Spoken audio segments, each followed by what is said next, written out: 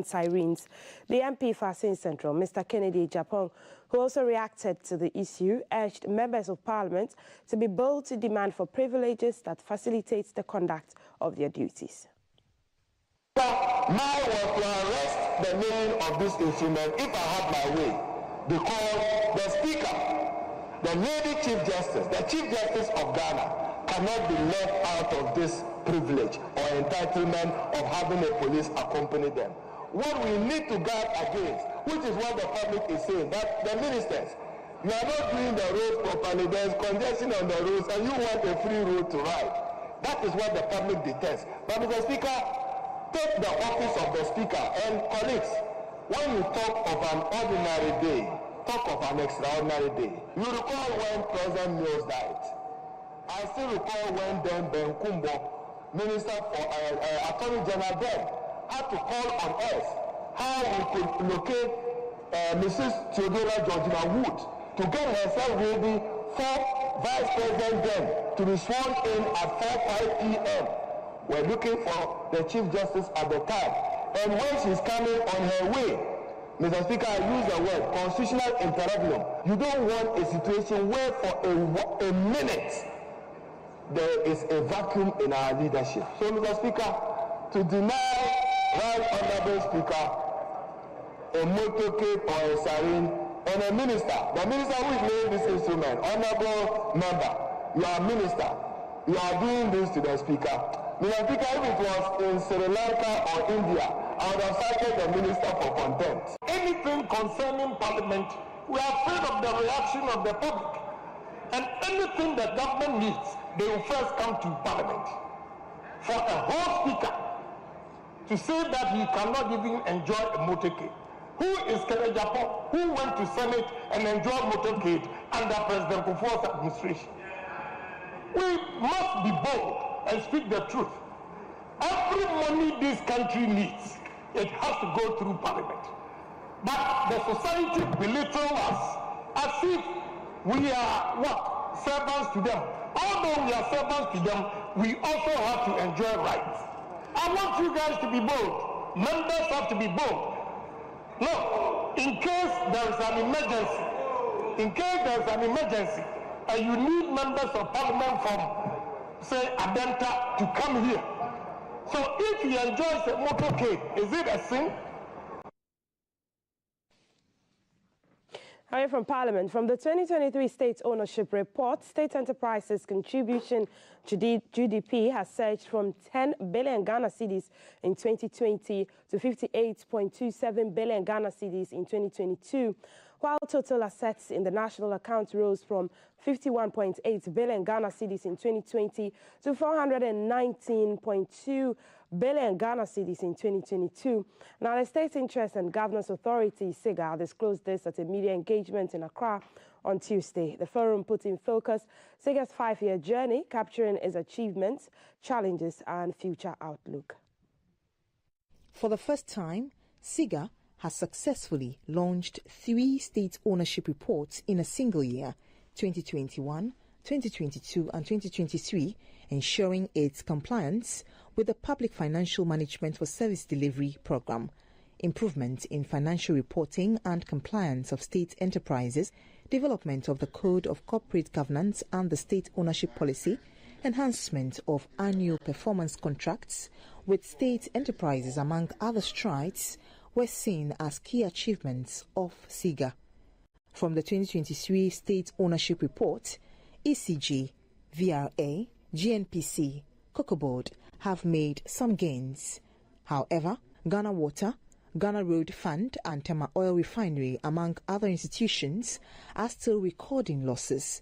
For the State Interest and Governance Authority, SIGA, it's been 5 years of achievements and some challenges contributing to the growth of the authority. In just about 5 years, we've moved from 19 entities, moving from 19 in 2020 to 62 in 2022.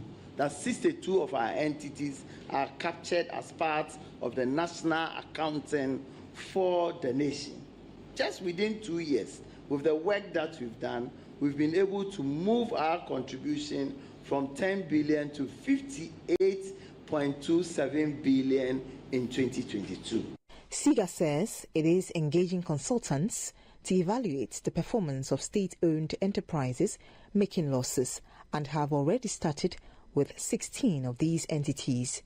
The result of what SIGA has done, 2023 account point to all the 53 SOEs, the commercial, reported on for the first time in the history of this country in a state ownership report.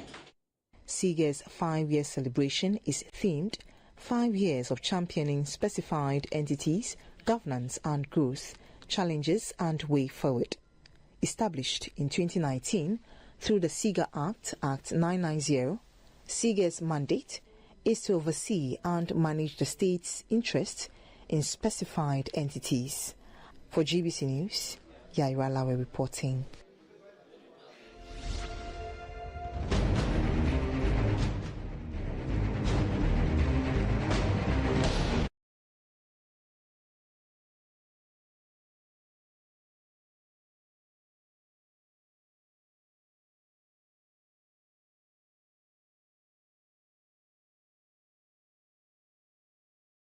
And as we head into election December 2024, the possibility campaign trail of the NPP's presidential candidate Dr. Mahmoud Bawumia was on Wednesday taken to the doorsteps of residents of Okaigwe South constituency in the Greater Accra region.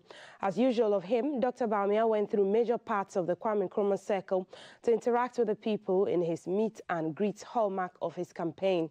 At the Kaneshie market, the women jubilated over Dr. Bawumia's announcement that he will establish an SME bank with focus on supporting small businesses. Dr. Mahmoud Bawumia's possibility campaign trail has been in the Greater Accra region since Monday.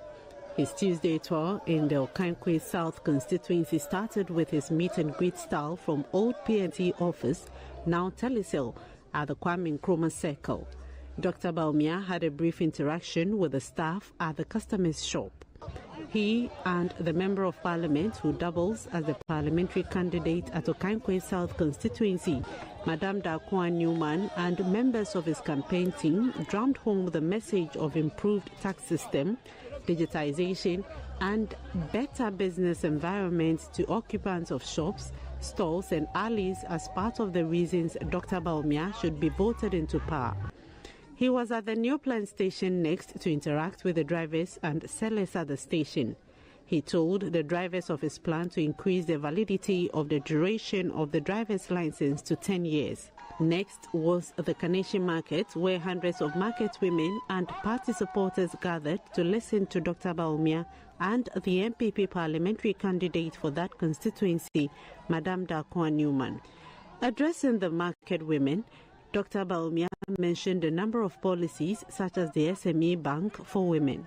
Dr. Bawumia appealed to the voters to vote for him and the parliamentary candidate of the Okaigwe South constituency come December.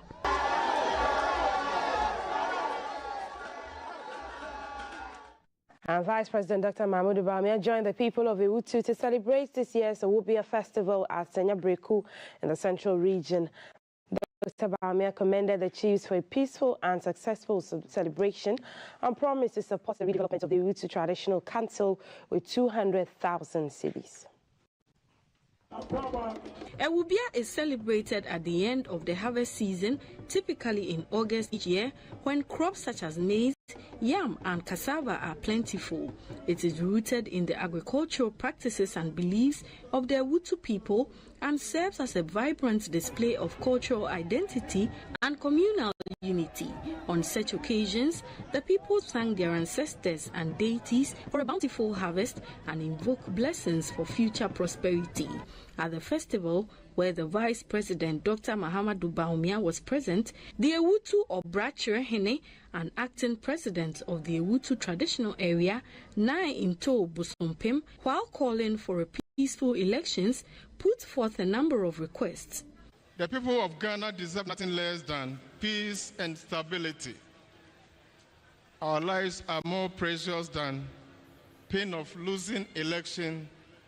So no matter how painful it is, it will not be enough justification for killing ourselves. The chiefs used the occasion to honor persons who have contributed to the development of the Ewutu people.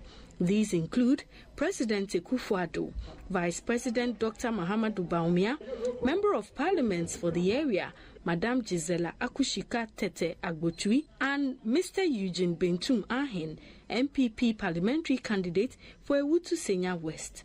Vice President Dr. Mahamudu Bawumia assured the people of the government's commitment to continue with development projects in the area. In education, we have provided school buses for Bojoasi Senior High School and Senya Senior High Schools. Obrachiri Senior High School has also received a 6-unit classroom block. And I can say with all authority that no government, and I mean no government, in the history of this constituency has done more for the people of Ewutu Senya West than the government of Nana Addo Dankwa, Akufo-Addo, and Dr. Bawumia. Dr. Mahamudu Bawumia refuted claims that the Kasoa Cape Coast Road expansion project is being undertaken by ECOWAS. I identified that road as one of the critical roads, and we have done it just as I identified Adenta to Dodowa as a critical road, and we are doing it 100% by the government of Ghana. It is not an ECOWAS road. I came up with the idea that we should buy equipment to help every district to construct roads in Ghana. So we were to buy all districts, excavators, rollers, graders, backhoes, tipper trucks, and so on. This was an idea from my committee. It has nothing to do with Parliament. He symbolically handed over the district's road improvement program equipment to the Ewutu Senya West District Assembly.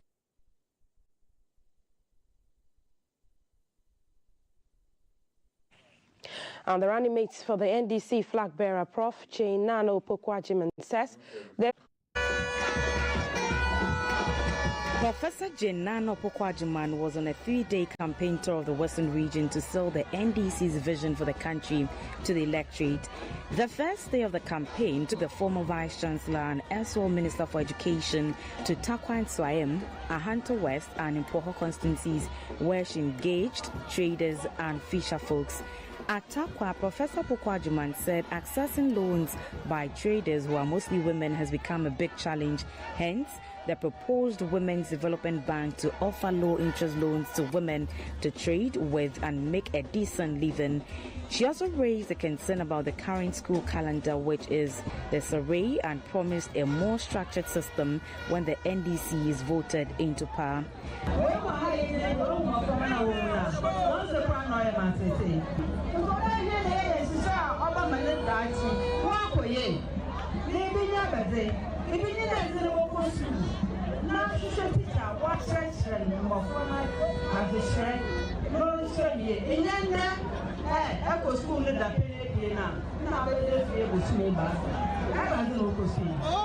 At Funko, a fishing community in the Ahanta West District, Professor Opoku-Agyeman addressed the issue of irregular and uncoordinated supply of premix fuel and other fishing inputs, which has bedeviled the fish industry, saying the next NDC government will work with the fishermen to address the challenges as outlined in the party's manifesto.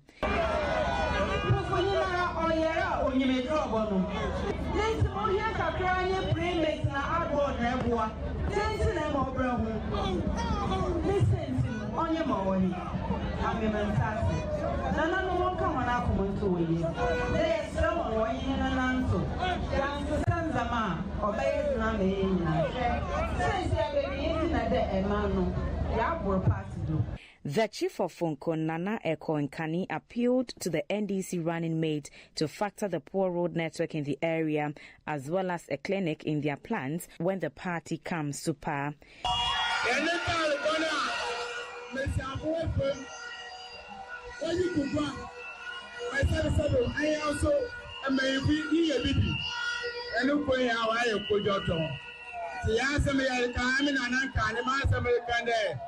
Yami Yabum, Yami Nesi, Dramani Mahama, Senensa Kapunjala, Amadanka Kunkuna Amafra, Air.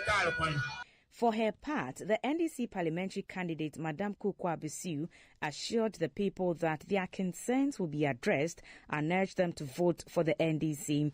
Professor Opoku Agyemang also engaged with some chiefs, community leaders and party faithful to round up her first day.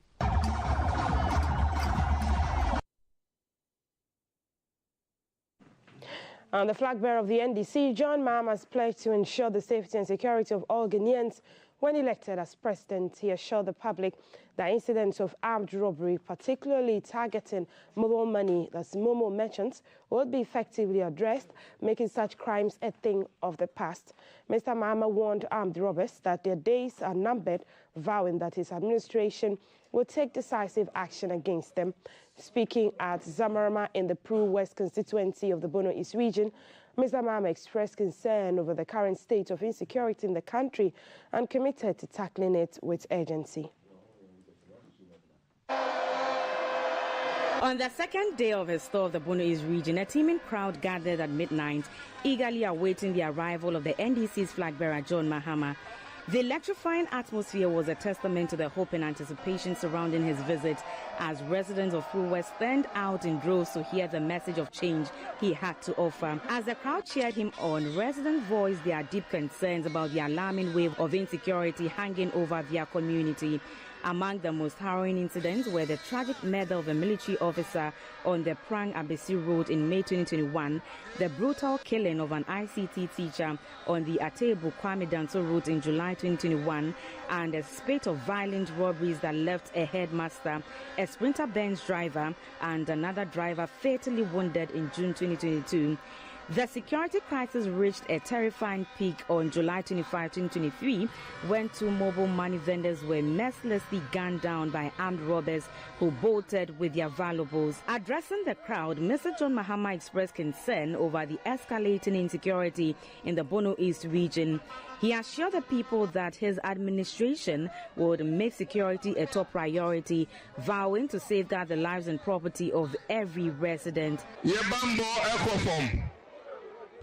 Woko Ghana ha de bia obi aye complain we ya momo merchant we be huna wodifo bi a omo ye armed robbers no ma beto agu so oti anye ya ne ku aka ho aban so ntime ni ahohwe ntime ka che armed robber fo ni na munjina yie we say MPP wa ban mu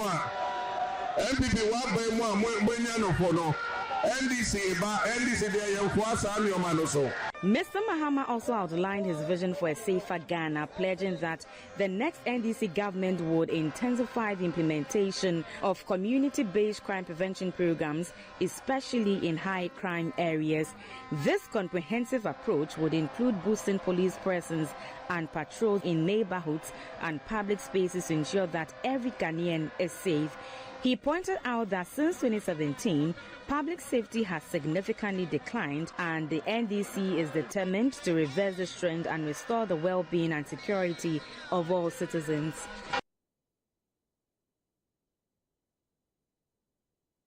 Away from politics and elections, the president of the National House of Chiefs, Ojah Hoho Yao Jebi, has waded into the Galamsey menace, which is being blamed for the current water crisis in the central region. Speaking to GBC News in Accra, Ojah Hoho Jebi said the matter requires serious attention because the lives of many people depend on many of these water sources, which cannot be sacrificed for selfish gains. On the upcoming election, Ojah Hoho Yao Jebi advised Ghanaians to remain peaceful and tolerant. He also advised the Electoral Commission to be fair to all parties and be reliable in circulating any information to the public to forestall mistrust. Also to handle chieftaincy issues which have been outstanding over the years, some of them being the Gaman stew, and the other one, Akuapim stew, Odan, Pram, and other areas. And thank God, they now have their chiefs and they are enjoying relative peace in their traditional areas. Another area will be fighting Galamsey. It's been very, very difficult, but we are not tired yet. We will continue to fight until sanity prevails. Otherwise, pretty soon we'll be importing water. And how many people can buy imported water? That's the problem. Not only to the voters. First, the referee, Electoral Commission, we want them, it should be as transparent as possible, and it should be as fair as possible. And the second point is also to the politicians. Yes, we want to warn them or to advise them to be very careful in their pronouncements. If you go to the extreme, we will never hand over. Any interpretation can be given to it. Yes, maybe you are saying that you're going to work hard to maintain your position. But as soon as you say we will not hand over, the opposition says, oh, even when they lose because they are in power, and we don't want such statements. The other one, too, is about we, the electorate. Please go and find out if your name is there. If it is there, at the day of election, the polling day, go and cast your vote and leave the place. That is why we have supervisors there. And I'm also calling on Ghanaians. Elections, just has been advised by the Supreme Court, elections are won at the polling station. So once you win, you can yourself correlate. And I don't think the difference between what the party gets and what the EC gets will be much different. We have done about 8 or so elections, and we have grown. So we should make sure that we become a good example for other countries, not only in Africa, but the world at large. And to the foreign front, Nigerians have been hit by fuel shortages and a hike in prices by the state-owned oil company. The Nigerian National Petroleum Corporation, NNPC, which imports the country's fuel and distributes it to private sellers, blamed its debts and rising global prices for its difficulty in getting fuel.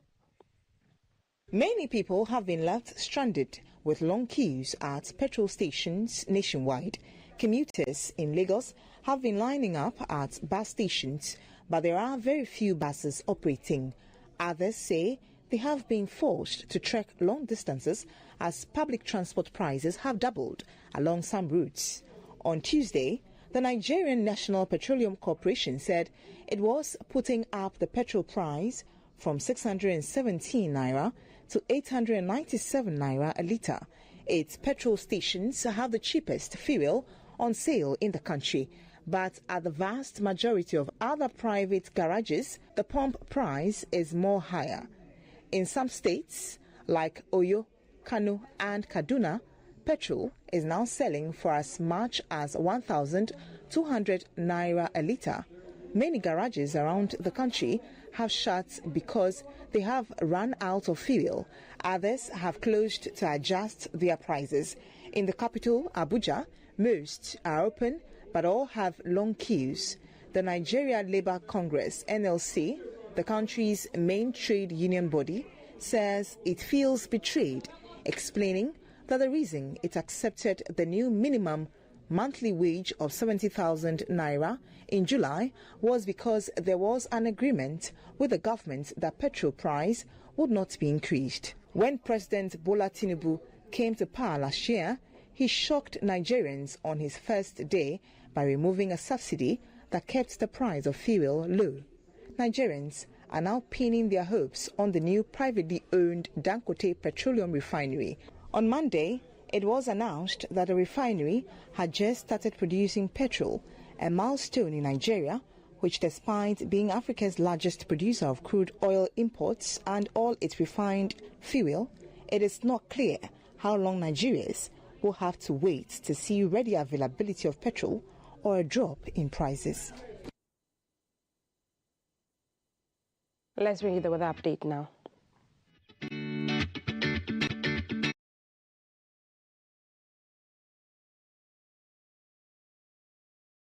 Our chief meteorologist from GMA joins us on the phone for the update. Good morning, Felicity. How is our weather looking like today across the country? Good morning, Malfitri. Good morning to everyone in the studio and those watching and listening to us. Yes, it's a good news for all of us, especially those that have Miss the sun, we expect it to be fairly crowded across the 16 regions from this morning, afternoon, and into the evening. We expect the sun to smile on us, and then we still expect some cloudy situations over places. In terms of rain, we don't expect much areas to have rain today, except just a few areas as a result of local factors. So those in the north, especially the extreme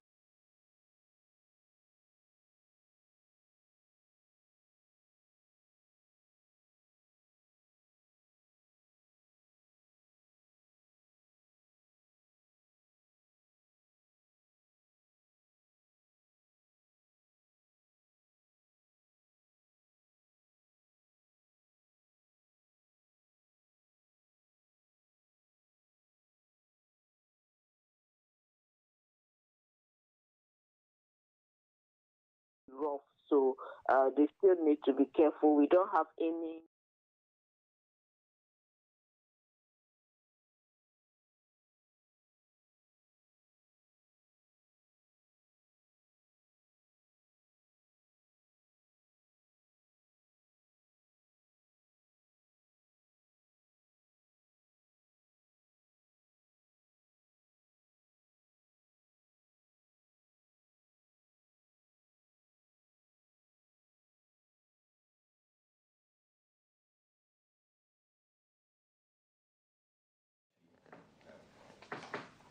Thank you so much, Felicia Avianyo, for the weather update there. Let's now bring you the Lotto numbers for today. On your screen right now is Alpha Lotto Omega Wednesday winning numbers: 44, 44, 86, 86, 12, 12, 58, 58, 29, 29. Again, the winning numbers are 44, 44, 86, 86, 12, 12, 58, 58, and 29, 29. I'm multi-decider Sadek. It's game day. I'll be back at 7:15 with sports. We'll take a break. We're back with more. Live from GBC Studio One. This is the Breakfast Show.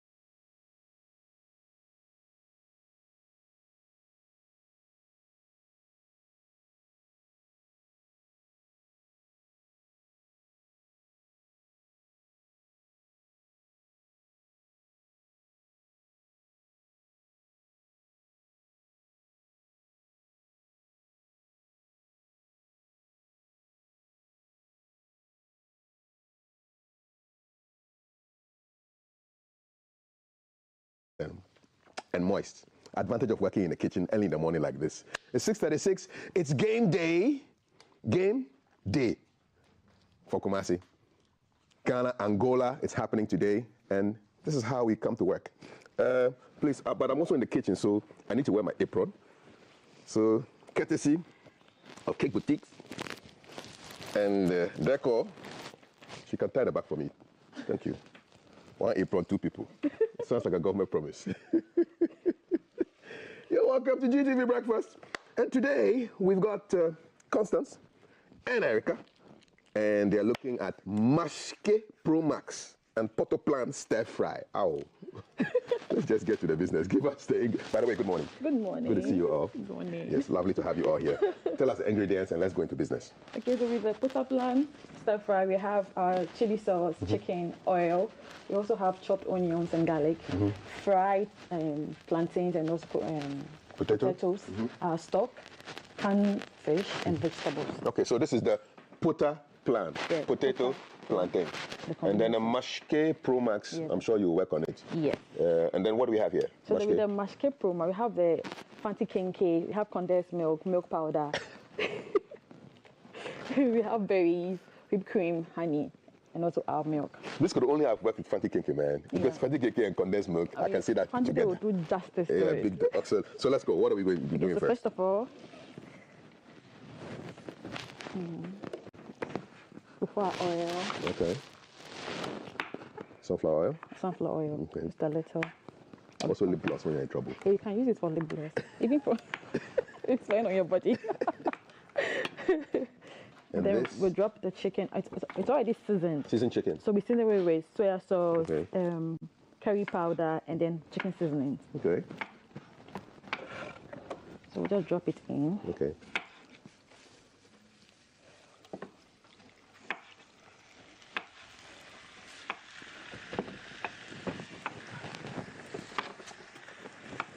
Have to do the stirring for me. Okay. King of stirring. Yeah, man. Stir fry. I'm doing the stir. Yes. And the thing is fried. Yeah. That's for stir fry. Yeah. Stir and fry. So we stir fry for about 15 minutes. Okay. Or less.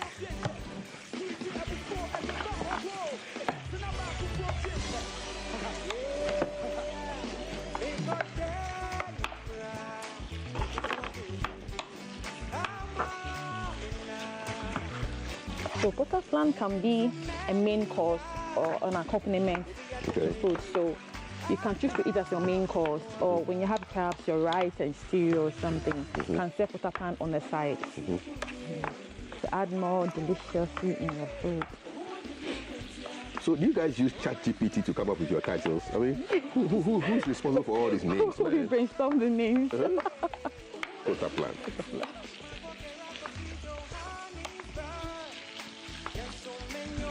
What part of the chicken is this? So this is the thigh. This is the boneless of the thigh. So we take off, we defreeze and then take off the bone. Okay. So we want it to be easy to chew. Don't be cracking some bones so you're enjoying your Poto Plant.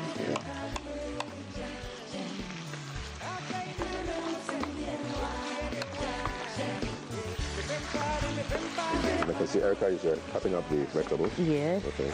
Green pepper. The green pepper, squash. Okay. What is the Squash is there. Okay. Squash is there. Then we added apples to it. Apple in the salad? Yeah. So we want to get some sweetness in it. So we're adding some apple. You can add pawpaw. Pawpaw. Okay.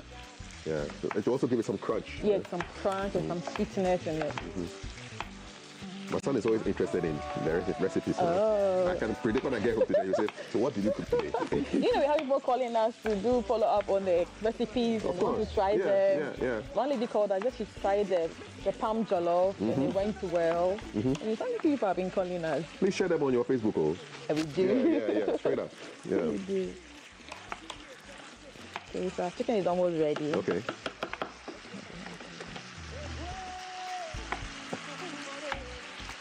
So I keep stirring. I keep stirring for a while.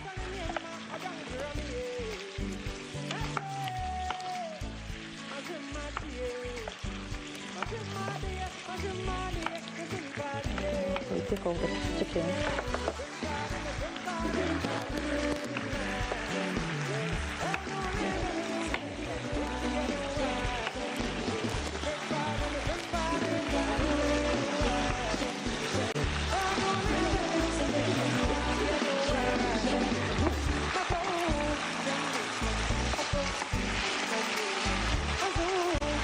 So we leave a bit of the chicken in it. Okay, why?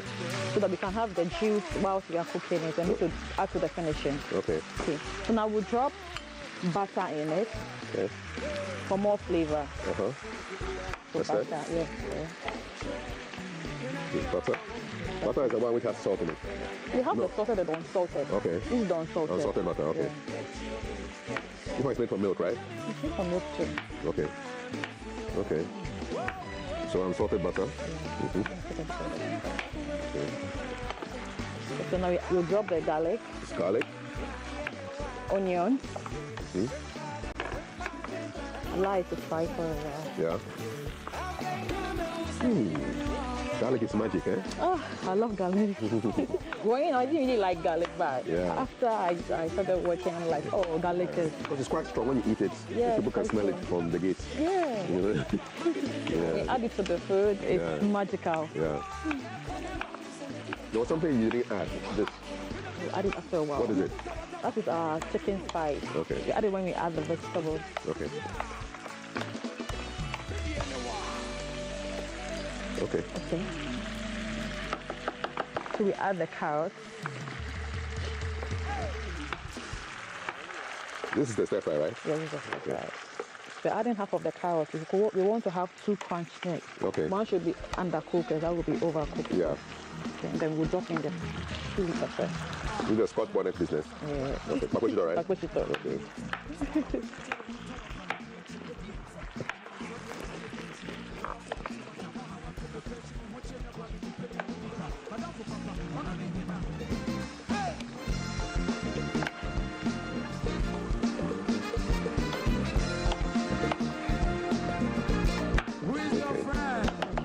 So now we add a bit of our chicken stock. Chicken stock.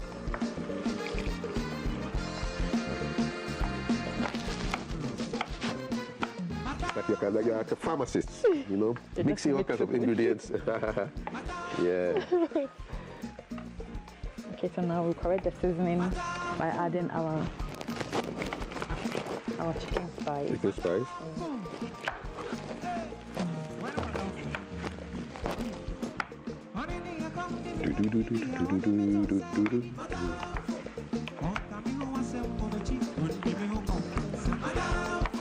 Now I'm dropping the rest of my vegetables in it.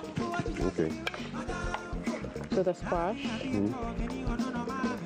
Okay. The squash grown in Ghana? Yeah. It is, eh? Yeah, it is. Apple. Okay. So this is apple? Yeah. Okay. Wow.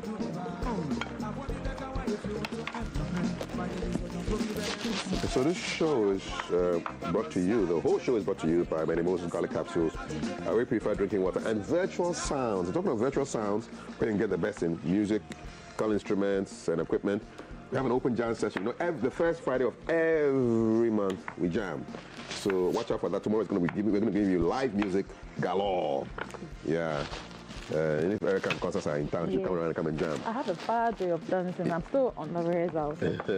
My dance is so bad. Sorry. What is this? So the canned fish. Okay, tuna, right? Yeah, tuna. Okay.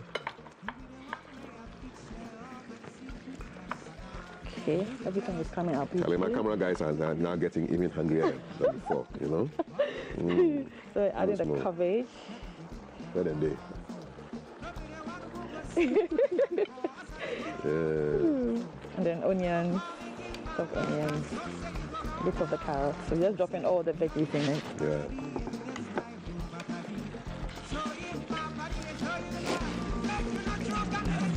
The way they're all looking at the monitor.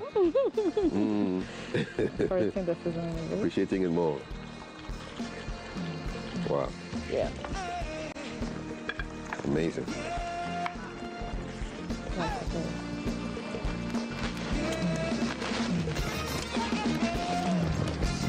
So you're going to add a bit of local spice, so white pepper. This is white pepper? Yeah.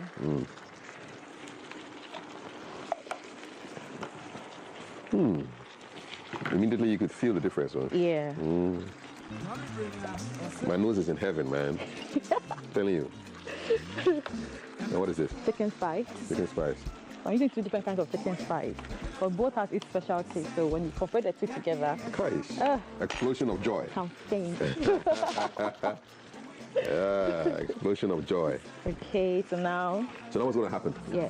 Potatoes and plantain? Yeah. So the plan? Plan. Inside first. And the putter. The putter? Wow. Plan and putter are doing your job. I felt when the camera guy just shake his head. That was good. Shout out to the back behind the scenes people, man. They're doing the most. I don't know how I could have done my job as a cameraman, doing all this, man. Put a plan. It's a plan. Okay, we're in good time.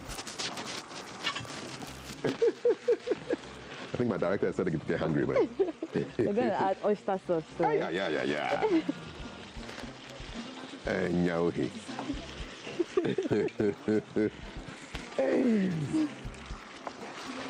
Wow.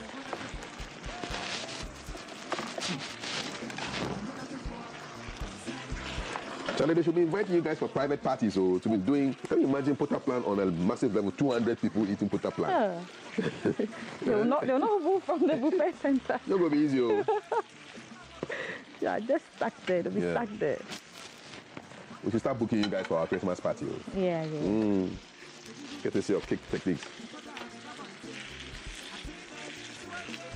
Okay.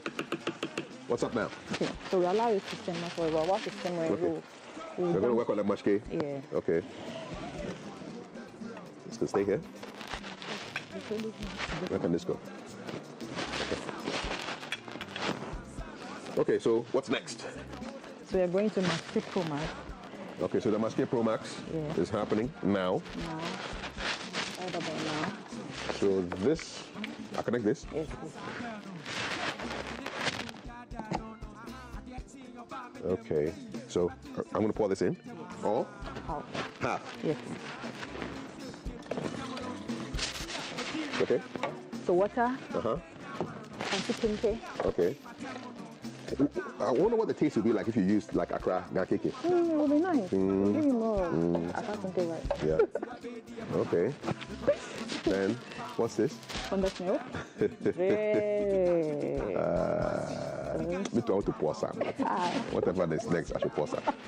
What is this? Honey. Honey. Or half honey. Great. You good? Good.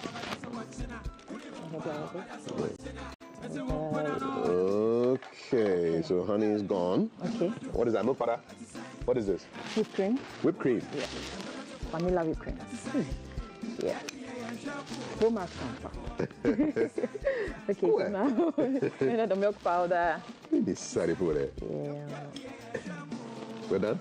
And then there's something else? Yeah. Yogurt? Yeah. This is like strawberry? Yeah. Okay. Or? Half. Very good.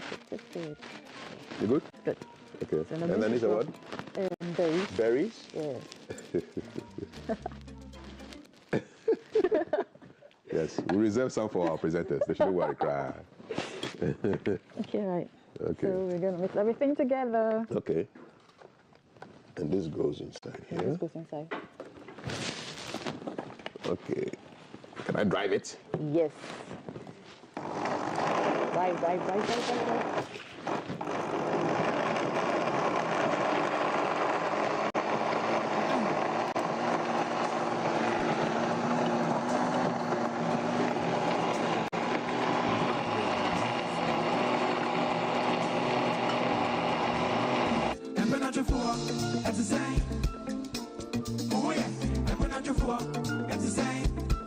Okay.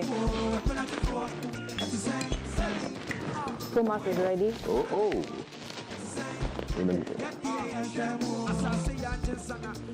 So we'll just drop it here.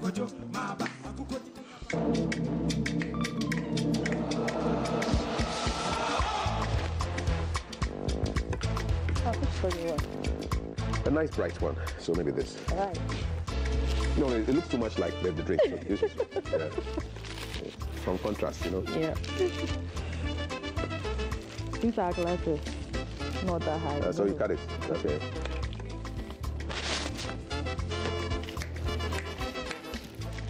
Okay. Dun, dun, dun, dun. Dun, dun, dun, dun. Then we get some of the berries.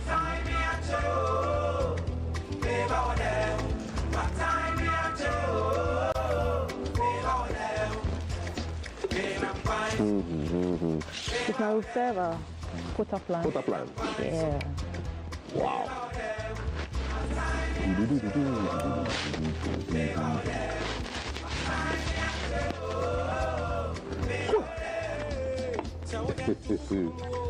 Quota plant. So the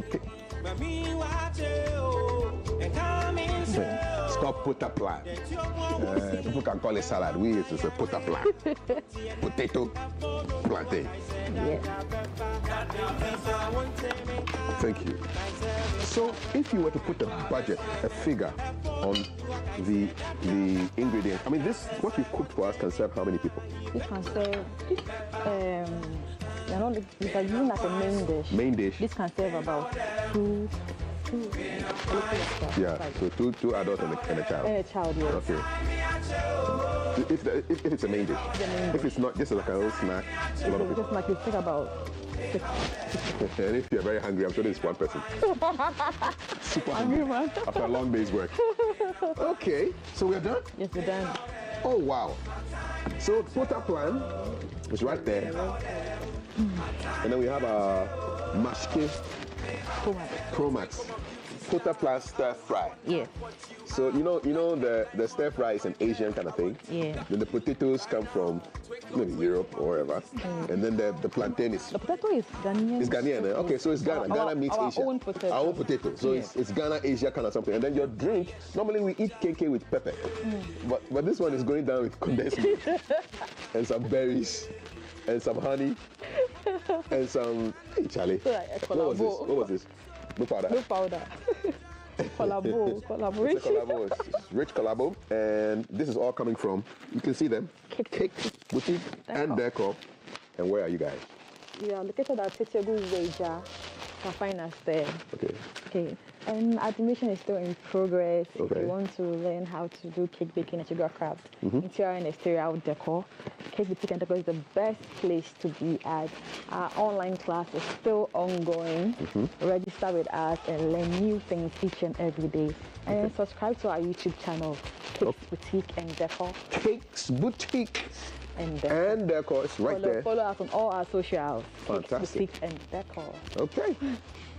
Okay, so let me tell you what is ahead, because normally when I start eating, I forget. So we've got the biennial conference of the Boys Brigade Ghana, and that's coming up right after my tasting. And then on the headlines, I have Sheikh Arimia Shaibu, he's the spokesperson for the National Chief Imam of Ghana. We've got Dr. Lawrence Tete, president and founder of the Worldwide Miracle Outreach. And they will be joined by John Kujani, who is a forensic psychiatry specialist. We'll be looking at the news. O'Reilly will be in the news. Galamsey will be in the news. Politics is in the news. CPP has elected a new flag bearer. APC have unveiled their running mate. And there's a lot going on. We have climate talks, Manifesto Watch focusing on the MPP's health policy, and there will be breakfast with Ara the J. If you don't know who Ara the J is, you need to watch the show. Okay, that's what we do here. Watch the show, and you will find out. The last thing to do is what? Tasting time. Tasting time. So I'll pray. There are two things I remember when I was in secondary school. The first one was the first line in our book of school rules, and it went like this: every breach of common sense and good manners is a breach of school rules. So that was the first thing we learned. Burn into our brain. Every breach of common sense and good manners is a breach of school rules. So if you are doing something which is not sensible, something which is bad, in bad taste in terms of manners, then you know you are breaking the school rules. You're in trouble. And the second thing I learned was the prayer. So close your eyes. For what we are about to receive, we thank thee, O Lord. Amen. Amen. Put a plan? Stir fry? Yes. Thank you very much.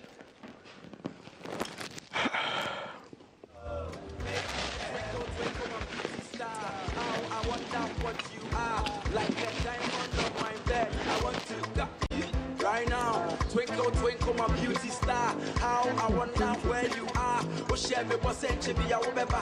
Oh, mama, try, I feel my breakfast. The crunch of the apple, carrots, got the squash as well. The softness of the potato, semi-softness of the plantain, the savory nature of the chicken. It's a word. It's just magic, man.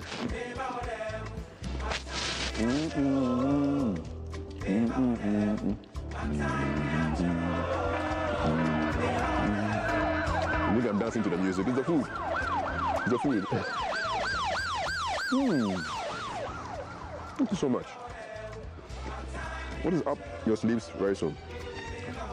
We want to start another online class on pastries and also on cake.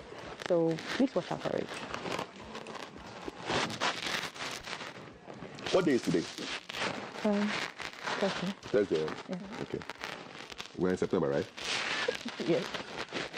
Cheers, guys. Thank you very much. I'll give you feedback on the Masquerade Pro Max when headlines comes. But for now, it's about the Pota Plan Stir Fry. And you get this only on GTV Breakfast, episode number 809 of the new breakfast.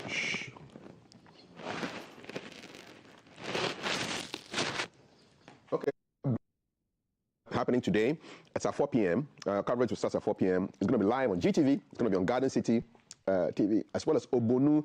And we have commentary right across all our radio stations in Twi, in Ga, in English, and all the other regional radio stations. So we're going to have you a great time as we support our Black Stars to do the business this day, the 5th of September, 2024.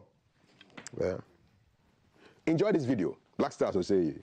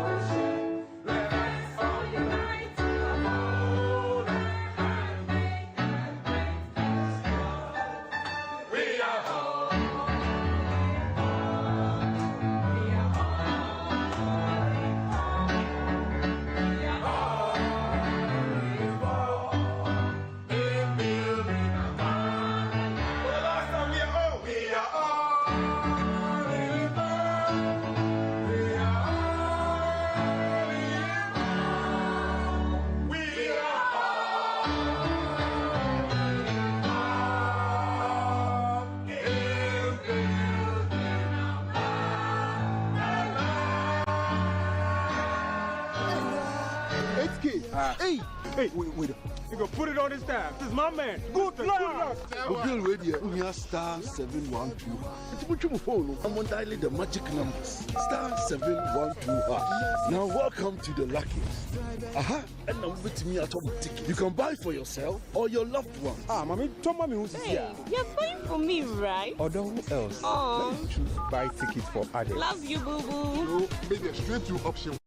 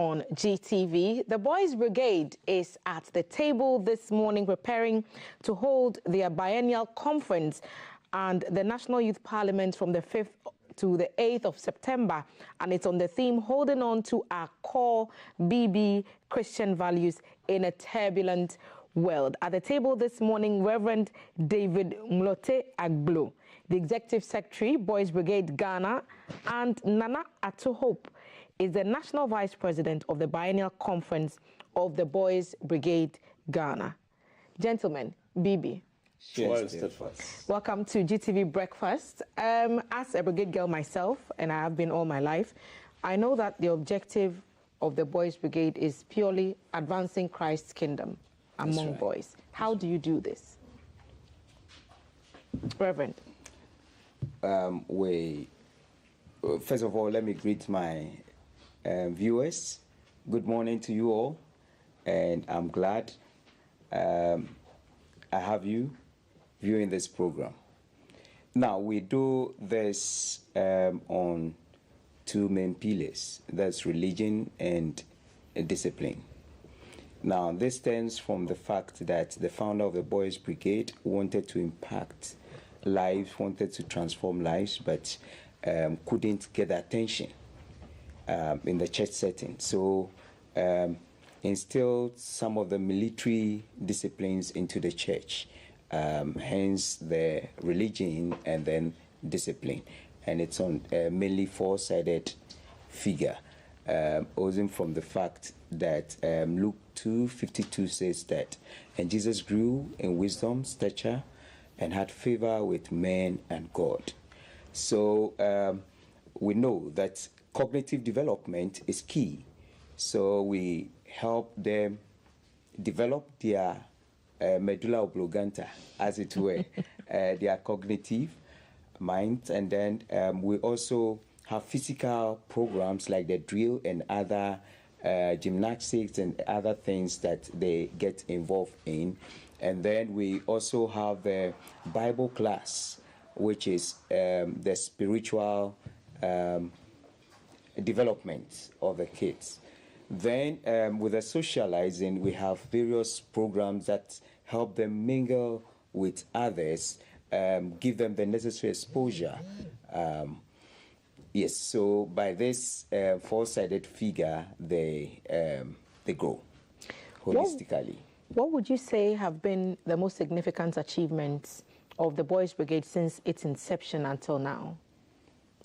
Well, I think achievements has been a lot. The very primary one is being able to get children off the streets. We are very much aware of the situation that the world finds itself today.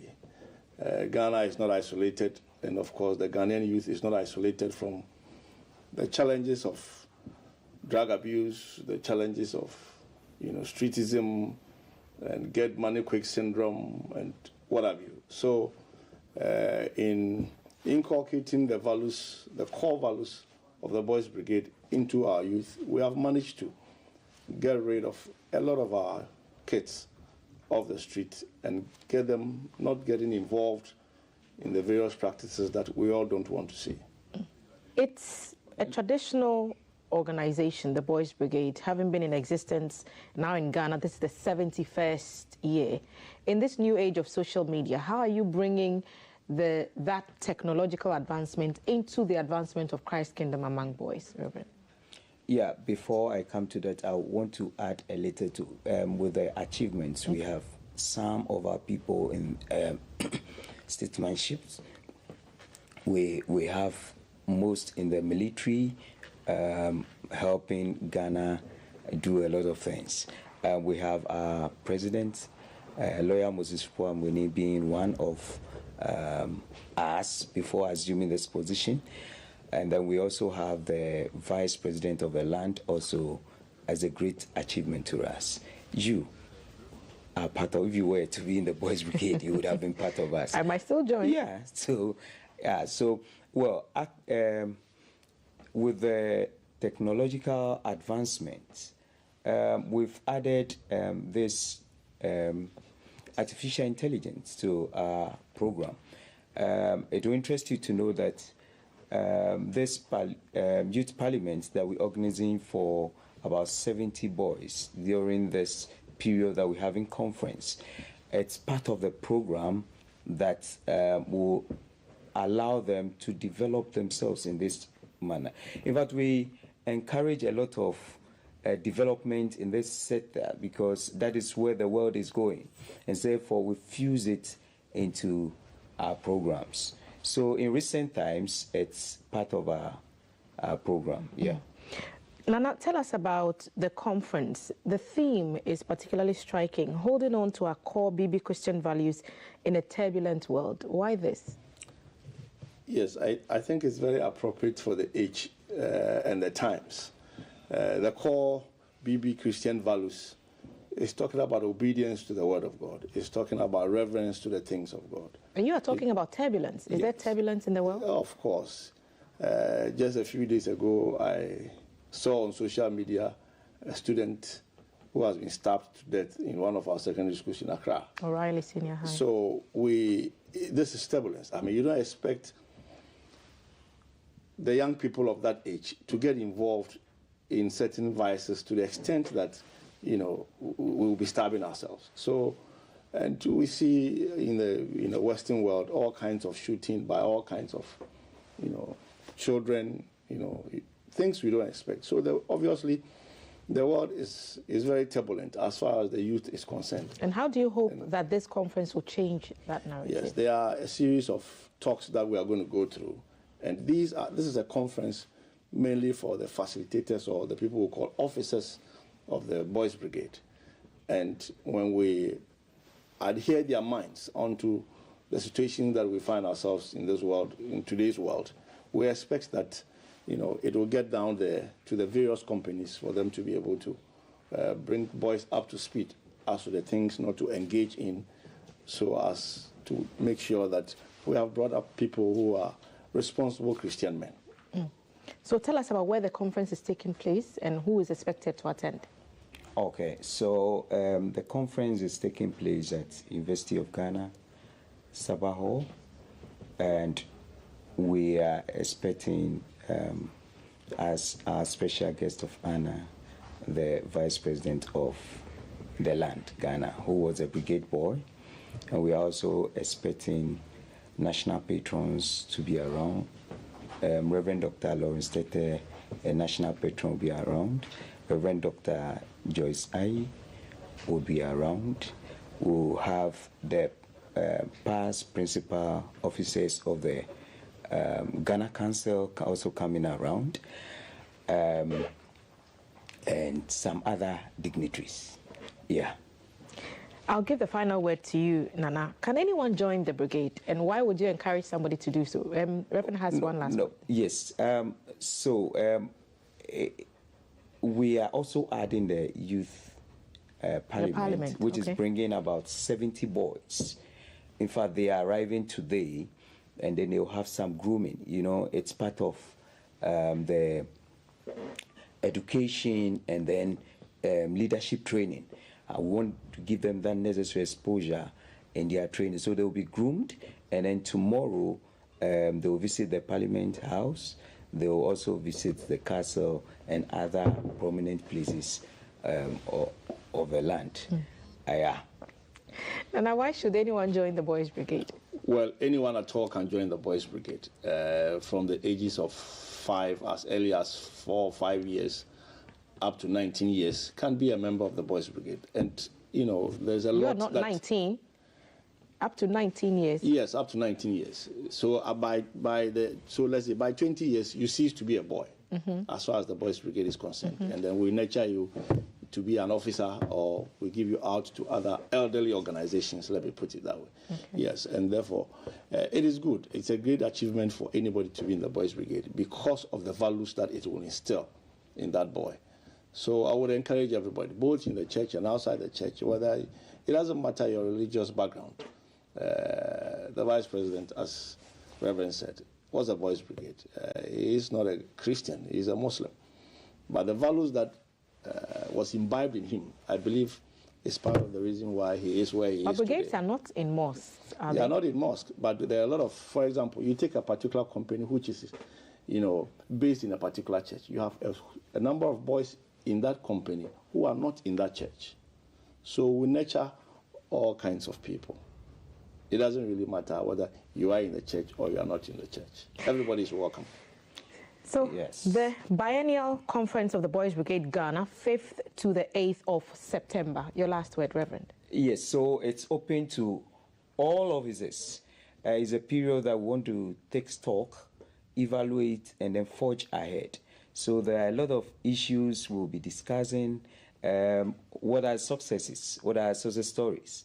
We'll tell it all. And then we'll also forge a way forward at a meeting. So it's open to all the officers. The earlier names mentioned are expected during the official opening on Saturday at 10 a.m. But the conference spans from tomorrow, Friday, to Sunday. And we are expecting all officers. In fact, it's a constitutional mandate given to all officers to come and then contribute to the growth of brigades. So far, we are doing well. So far, we are doing well, isn't it?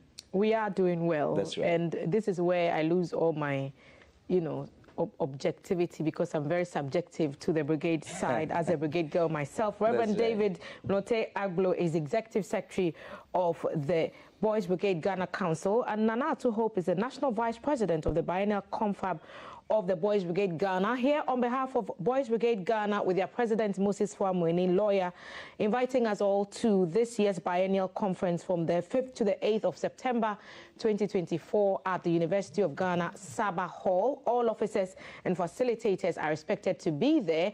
All national patrons are also expected to be at the event, which is on the theme, holding on to our core BB Christian values in a turbulent world. And today we remember the family of Mr. Emmanuel Okolai and also the family of Madam Rebecca Toshito, to both patrons of the First Accra companies of the Girls and Boys Brigades.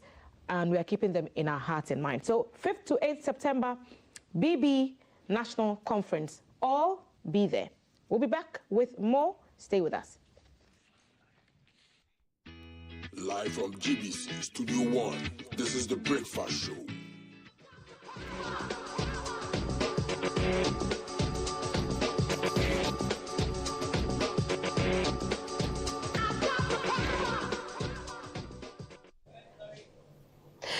Well, welcome to GTV Breakfast Sports Update. I am Altiti Saida Sadek, and the AFCON qualifiers is going on in earnest. Ghana meet Angola today. Sudan also performing well in their group. Let's begin with what you can win, because only champions play in the AFCON. Join us by predicting the scoreline for the Total Energies AFCON Morocco qualifier between Ghana and Angola. Just predict the correct scoreline for the match on our social media handles for amazing prizes from Kivo Gari. Kivo Gari champion taste. And so that's for you as sports lovers and Ghanaians in general. Let's now dive into the details. Black Stars head coach Otto Addo has provided detailed updates on Team Ghana's readiness to face Angola today at 4 p.m. at the Baba Yara Sports Stadium in the Group F encounter. What they did the recent years with the coach Gonzalez, very, very good tacticians. They led the AFCON group, 7 points. Meanwhile, Algeria and Burkina Faso was also in their group. They won the COSAFA Cup. I think in AFCON they went to the group stage and they won their first group stage match ever, I think. It's been their most successful years with this coach, and it's going to be very, very tough. If you see their last results, also playing against Cameroon, a draw. They lost only by 1 goal to Nigeria, 1 goal to Morocco. Then you can see what quality this team have. They have players like, Zito playing Cagliari in Serie A. They have Dupe in Portuguese league. They have a lot of players in the Portuguese league. Obviously with the connection from Angola. They have Freddy. They have Manuel Benson playing in the championship. They have Nteka playing in Rayo Vallecano in La Liga. They have Clinton Mata in Lyon, just for you to see what caliber this opponent is. So it won't be easy for us. We have got good players as well, very good players. So I'm convinced that we can beat them, but it won't be easy. And also we had some injuries. But I think the squad is ready. We have a lot of players who can match up. And surely on this way, I wish all the players which are injured, Kamal Dean, Gideon Mensah, Alexander Djiku, and the rest. So we have more which are injured. I wish them their speed recovery, and then we see how the season goes when they could come back. I think so. It has both sides, like a lot of things. So the good side is normally we would see each other more often, and that's good. But on the other hand, I think in general for all the players, it's getting a little bit too much. We have a lot of competition. The FIFA has now announced FIFA Club World Championship also. So it's a lot for the players and a lot of games, and we have to really watch out in terms of injuries. So we'll see. I hope that everybody will stay healthy, because it's not easy to play in your club, then also come to Ghana again and play in your club again. Let's say the worst examples maybe are if you're coming from America, from the US, come to Ghana, you have to go back and then play games. It's really hard. I know this. I was a player myself, and it's not easy. So we have to watch out of our players' health. But yeah, on the other side, for us it's good to see them, but I hope that it won't be too much for them. Yeah. And after training, we will, the doctor will talk to them and see how they feel, and we will check them. So there's a little bit of a question mark, to be honest, but hope it will be okay. Especially easy to work particular on that, because we just had 3 days of training, so it's not that easy, and they also came from games. So we can't be, we can just address it. Surely after the game, I give especially the defenders this thing with them on their way back home to work on that. It's more a positional thing. So it's more about recognizing when the ball is open, not to be too close to your opponent, to step back, to cover the space, have like 4 or 5 meters distance from your striker. Because when the ball comes short, you can step up to press him and prevent him from turning. And when the ball comes long, you're already ahead. And your body position is also important, because if you're sideways, you can run to both sides very fast. If you're standing like this and you're flat-footed, you have to turn first. So it's more about technical things in general, individual tactics, which we have to improve, and we addressed it, and I'm convinced that this won't happen again. Still on the AFCON qualifiers to Kwesi Appiah, Sudan, they secured an important home win over Niger on the Africa Cup of Nations Morocco 2025 qualifiers.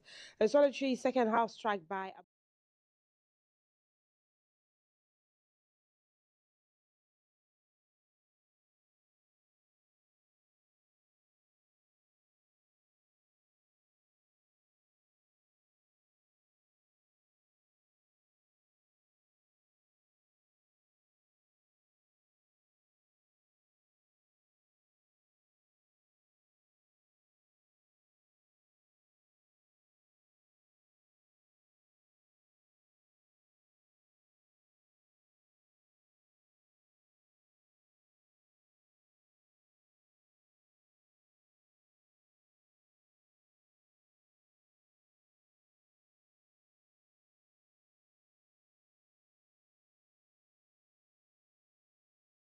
And here are some results from the other matches displayed on your screen. Sudan beating Niger 1-0 in Group F. In Group A, Comoros and Gambia drew 1-1 there. Group D, Libya and Rwanda as well, 1 draw. And Group H, nobody was able to win over the other, Tanzania and Ethiopia clashing there for Group A. So these are the results of the day for match day 1 in the Africa Cup of Nations 2025 qualifiers. And let's also look at another crucial encounter because the under-20 women, the national team, will be meeting Japan later today in the ongoing FIFA Under-20 Women's World Cup in Colombia. The Princesses lost their opening game against Austria and are hoping for a comeback to keep their campaign alive. Coach Yusuf Basigi's side are participating in the biennial event for the 7th time. However, the team has failed to move out of the group stage, and the Princesses are third in Group E.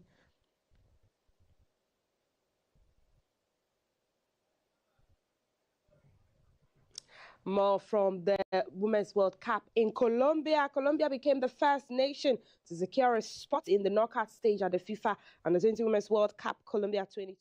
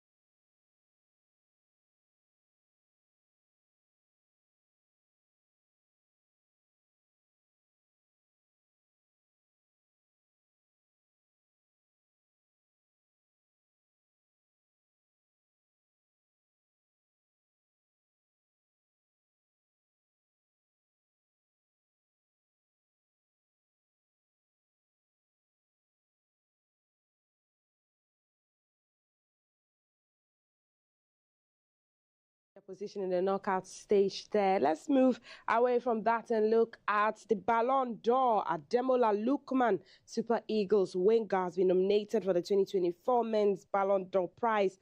According to the list announced by France Football magazine on Wednesday, the 26-year-old was shortlisted alongside 29 players for the coveted award. Meanwhile, Mamelodi Sundowns goalkeeper Ronwen Williams has been nominated for a prestigious award at the 2024 Ballon d'Or ceremony, which will be held next month. The South African goalkeeper is rated as a shot stopper. The Bafana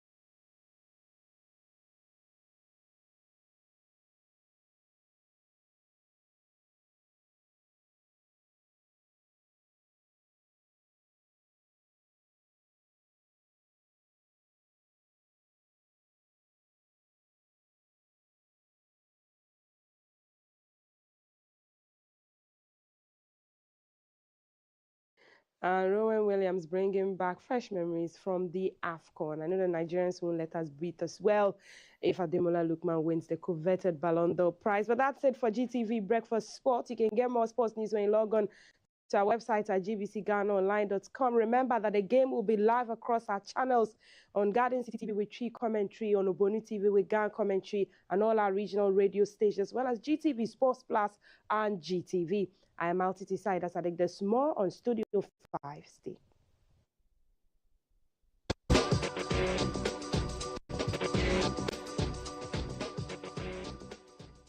From the capital, this is the Breakfast Show. Let me see. She's never had a toothache before. The mic.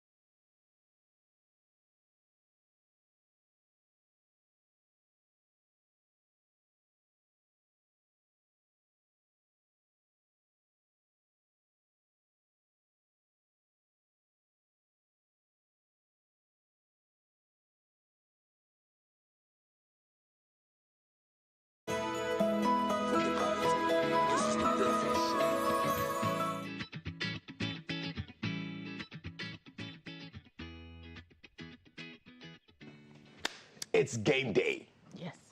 Game day for Kumasi. And it's game day. Kumasi delivers. It be so. Ghana, Angola. Your predictions are very much welcome. 055-556-1034. You know so. Charlie, for win. Headlines this morning.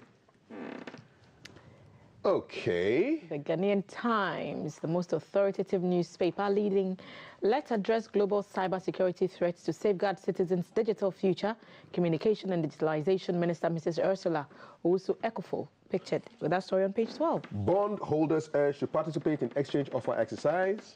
Parliament approves $250 million facility for energy sector recovery program. And the Ghana National Fire Service says carelessness and negligence is the cause of increased fire outbreaks in the Upper West region. 93 more days to election. The Ghanaian Times having the countdown in the top corner. A daily graphic. Declared national emergency on Galamsey, Professor Day to President Akufo-Addo. Well, he's a former chairman of the National Development Planning Commission, and he's adding his voices to the concerns that people are expressing. Basic schools reopen Tuesday, next week, Tuesday. Okay.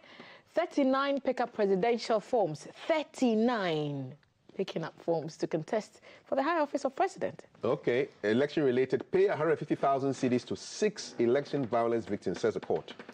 Consumer Protection Bill needs urgent attention. The Consumer Protection Agency saying it, led by Mr. Kofi Kapito. Daily Guide. Parliament okays $250 million IDA loan. Bawumia promises SME bank for traders.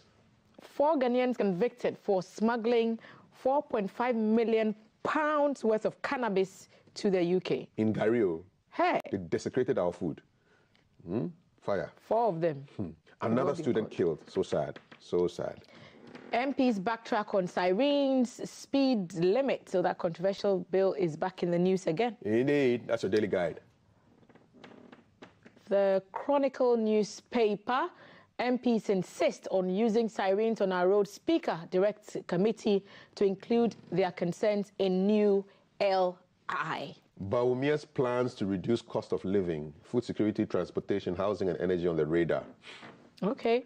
Our text for today, Ephesians 6:4. Fathers, do not provoke your children to anger. Okay. I think we love that verse. Yes, very much so. For all kinds of fathers. Don't provoke your children. The National Voice. Bawumia's ambitious policies will improve living conditions. MPP Bumpurugu, parliamentary candidate, denies engaging in chieftaincy issues. And the 4 Ghanaians who did not make us proud for allegedly smuggling cannabis into the UK convicted. At the Gary bit. By putting the cannabis in Gary. Will legalization stop some of these things? Charlie. Parliament approves $250 million World Bank loan to support Ghana's energy sector recovery program. That's your National Voice this morning. Okay. See what the next paper on the screen will be. Okay, those are the headlines. Today we didn't throw back. No. Yes. Because it's game day, so. Maybe so. I'll see you later. Hasta la vista. All righty. So we're up next is the headlines. This is GTV Breakfast. Don't go anywhere.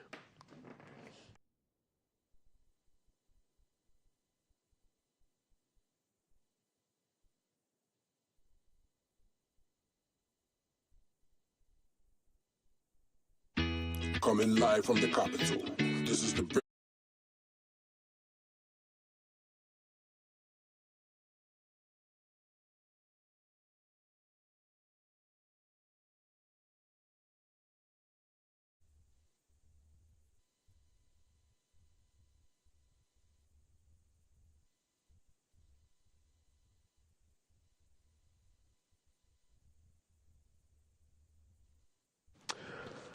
You're watching GTV Breakfast. It's the 5th of September, 2024.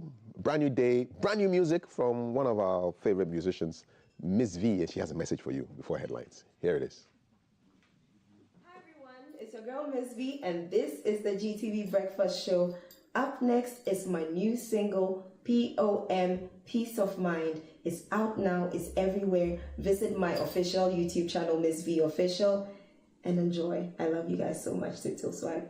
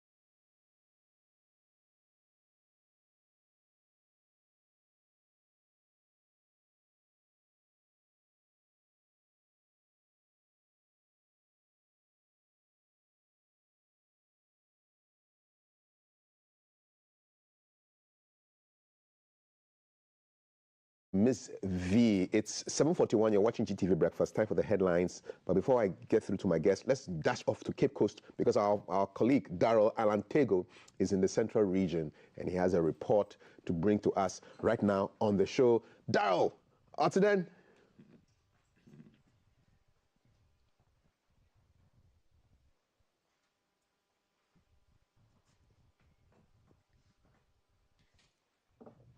Good morning. Yamina Dumoya Boko, Mahona Kwaba Mahonachi, about Cape Coast, Oya Igwe, na them ofi the Mabriko Yinano, Yezi Fetu Afashe. And so we're here in Cape Coast building up to the Fetu Festival. Remember, it's a festival celebrated on the first Saturday of September. And the origin of the Fetu Festival is that legends has it that the township was plagued with diseases and a lot of people died as a result. And so the people called on their gods and a direction was given to cleanse the township. And so that was how come the festival came into being. Indeed, the Fetu itself is a corruption of the word ifi tu. That means clearing or cleansing. And so the fancy word for clearing is ifitu, clearing the debt is ifitu, and obviously it's been corrupted over time to read or to sound fetu, and so the actual word is ifintu. Now we're on the London Bridge. Indeed, we're not in the United Kingdom. We are in the central region of Ghana, the citadel of education, and the city or the region with many firsts, many, some would say. We're going to be speaking to a man who has the history of London Bridge, why London Bridge, and what came about, what brought it about. Remember, it's been over 100 years. It was built in 1905. Chief, please join me. Kindly tell me what your name is, please. My name is Honorable Stephen Forson, popularly known as Kolata, Assembly Member for Cool Town, elected area, London Bridge. Thank you very much. We'll move slowly across so we can go to our camera and then we can spin around and have a good chat so that we'll not have so many crosses in our shots. We are in the township of Cape Coast, so you'll have to bear with us while some people cross our shots and the rest. It is a live show, so that can always be one of the downsides to hosting a live show. Honorable, let's come this way. Thank you very much. Honorable, this bridge, for all we know, was built in 1905. Tell us, what's the story behind it? The story behind this bridge is, this bridge, in the olden days, there's no building around here. Okay. It's a river, and we call here Bohumasi. That time it's not called London Bridge, it's called Bohumasi. Okay. But when British government constructed the Cape Coast Castle, then they need a way to the castle, so they have to construct a bridge similar to the bridge that is in London. That's why they call it London Bridge. Right.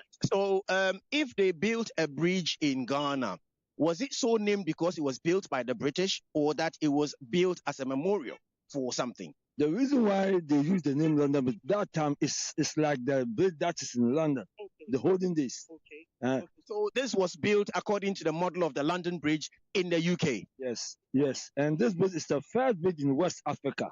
The whole of West Africa, this happened to be the very first bridge? In West Africa, wow. Yeah. So this bridge is a monument. So I want to stand here and tell the tourists and monuments that their eyes must come to this place, because the way people are abusing the surrounding is bad. Okay. So it looks really very beautifully painted, decorated with adorned with the Ghana and the British flags. How often do you organize a painting or a kind of renovation of this bridge? Every year we paint this bridge because the visitors will come. So every year we paint the bridge. And when you have visitors, do you have like tour guides who tell them the story of the bridge? Most of the time, when they come here, they don't find out that I find me to speak about the bridge. The old bridge was constructed by bricks, and we have renewed it to our concrete. Okay. So when the story behind it, always when they come here, they have to call those who stay around the bridge to give them the history. Sometimes a lot of people are use different meaning about the history about the bird. Okay, right. So finally, just before we go, how often and what is the kind of visitors you normally have? Do you have visitors who are curious to know about Cape Coast, or these may be people who come from academia who wants to learn about history? Oh, we get so many kinds of visitors. Okay. When the visitors visit Castle, after the Castle, they come to London Bridge. Wonderful. So from Cape Coast Castle, you come to London. Now tell me, we are only a few days to the Fetu Afashe. What can people who are visiting Cape Coast look forward to when they come for the Fetu Afashe? Oh, we have had two things in this place. Okay. We have our Ogwa Akoto. Ogwa Akoto, and the monument built for the people of... Yes, and we have our late chief called Osabe Makujumbe, the 5th monument. We unveil it tomorrow at the top. I've seen that one. So when these two things add to the bit, it means the tourists in this place has become strong. Solid. Right. That is the reason why I'm appealing to monuments. Right. They have to put their eyes on this place. Right. Because when we do something like walking tourism, London people, we have it. So they have to bring their eyes here, so that we always work together to let the people lift up the place. Thank you very much, Honorable Fosin. And so this is where I'll draw the curtain on the London Bridge. He mentioned the Ogwa Akoto monument. If I pan my camera around slightly, that would be in your short distance out there somewhere, adorned with so many different traditional flags, a sign of what is going to happen in a few days. Once again, to reiterate, we are in Cape Coast for the Fetu Afashe. And Fetu has its origin as a result of a plague that plagued the people in the Ogwa area. And in order to cleanse, they have to contact their gods or seek direction from their gods. And the word Ifintu is where Fetu came from, clearing the debt or cleaning or cleansing the people. And so this morning, if you're watching GTV Breakfast, my name is Darrell Alantego. We bring you every now and then sight and sound from Cape Coast as we build up to the Fetu Afashe. Keep watching GTV Breakfast. Back to you in the studio, Kaf. Darrell Alantego in Cape Coast, giving us sights and sounds, looking ahead to the Fetu Afashe Festival. If they know that the thing is not called Fetu, but it's Fetu, let's just revert to the original pronunciation last, so that we don't lose all these things. But thank you so much for that. Having said that, there's the background story to what I've just watched now. It's just coincide with something in London. Remember, many years ago, the Americans wanted to use the London Bridge as a tourist center, because there's a history behind the London Bridge itself. But really what they wanted was Tower Bridge. Tower Bridge is a bridge that opens, and it's next to London Bridge. Next in front of all the bridges, the Chelsea Bridge, the other bridges. The London Bridge is next to Tower Bridge. And so they bought it. Why did they buy it? They bought it because that's where King George VIII lived. That is where he killed his wife. That is where he has... It's a historic monument and it's a tourist attraction. So they wanted to buy it, and they bought London Bridge, and they signed a contract for London Bridge. But in effect, they wanted to buy Tower Bridge. So the Americans came, they spent all those millions of dollars or pounds, whatever, to come and do the sword cutting, and they were told that that's not what you bought. All the certificates and the indication and the contract and MOU indicate that it is London Bridge you bought and not Tower Bridge. London Bridge cannot be open. Tower Bridge is the one that can be open. And London Bridge has no castle, but Tower Bridge has castle. And that is how they started on London Bridge is falling down, falling down, falling down. London Bridge is falling down, my fair lady. So I'm not surprised at all that I'm seeing a London Bridge there, which is an arc. And the London Bridge is flat. There's no arc at all. They kept asking, where is the bridge? Remember, Dr. Lawrence Tete is the president and founder of the Worldwide Miracle Outreach. To his right is the national spokesperson for the spokesperson for the National Chief Imam, Sheikh Arimiyao Shaibu. Sheikh, salam alaikum to you.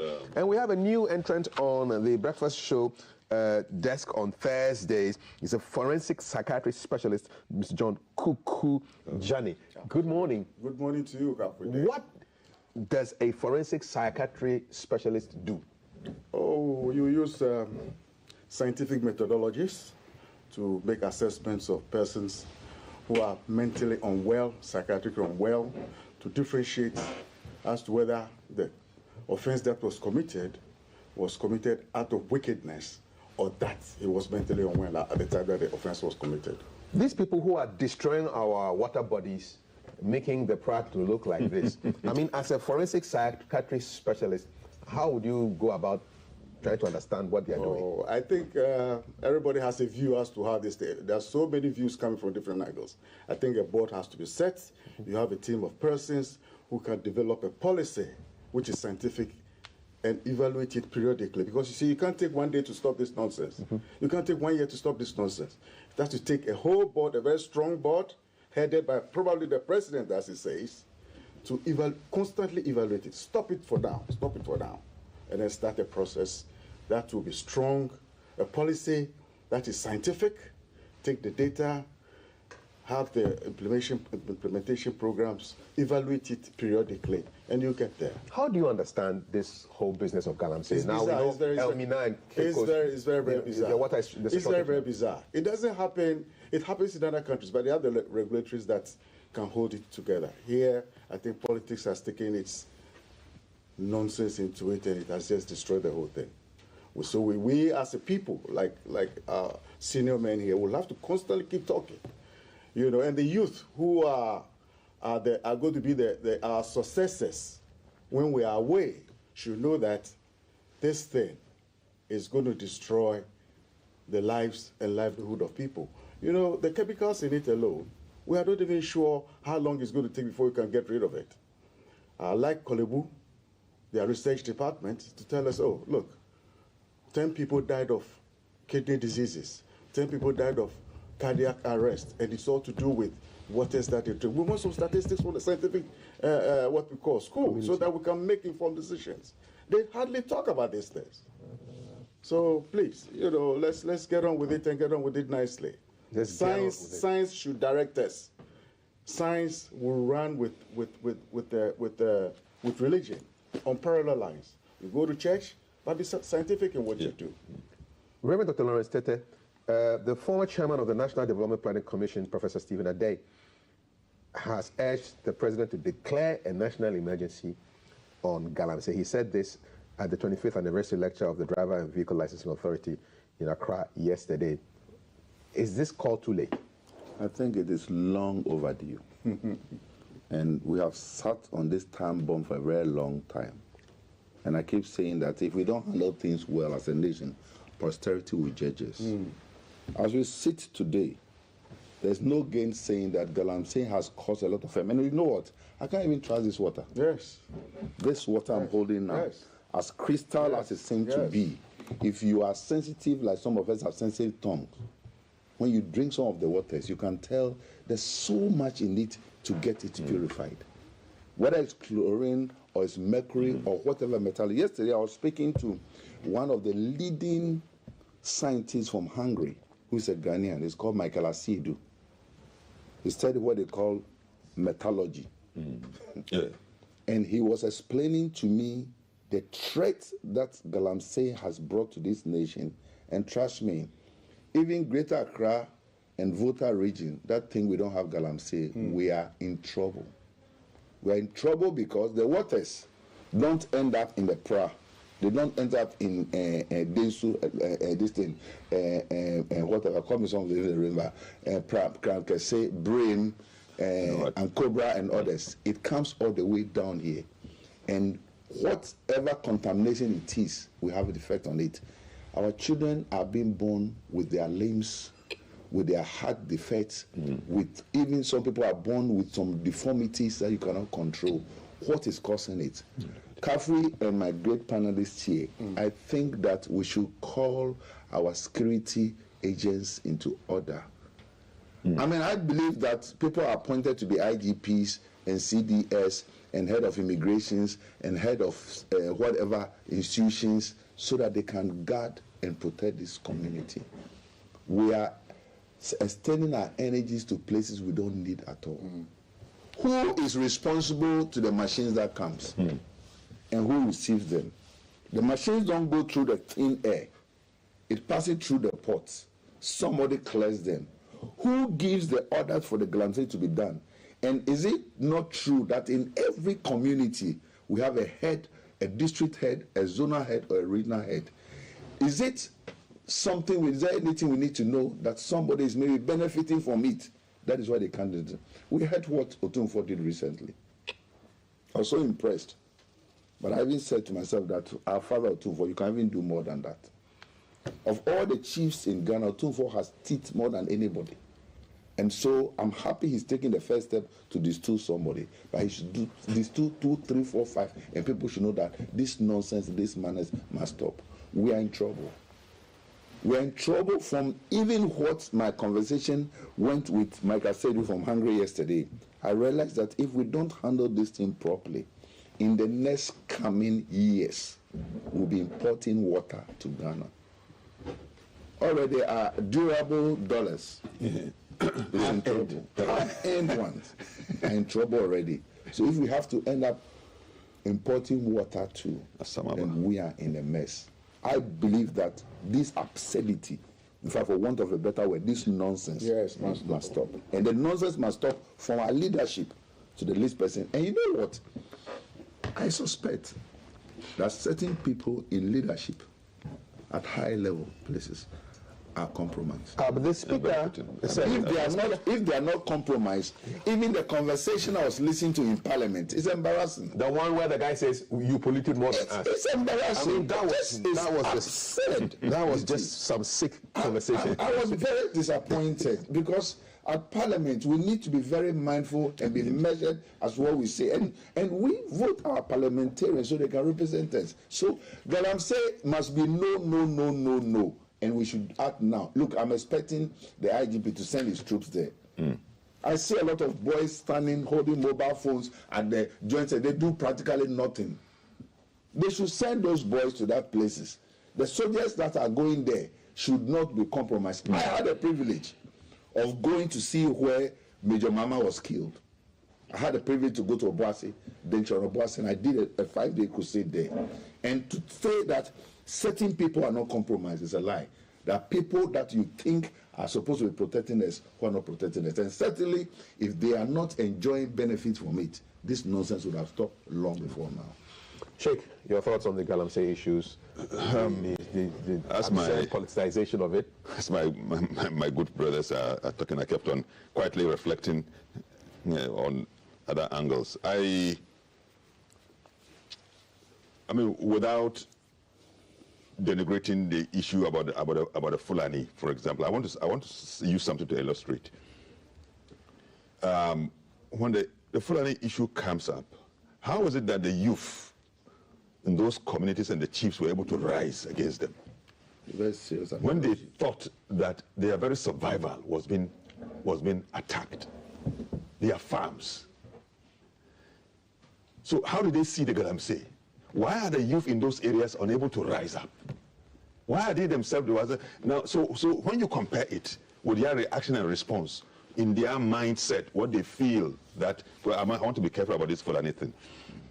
When they felt that the Fulani had become a threat, how did they respond to it?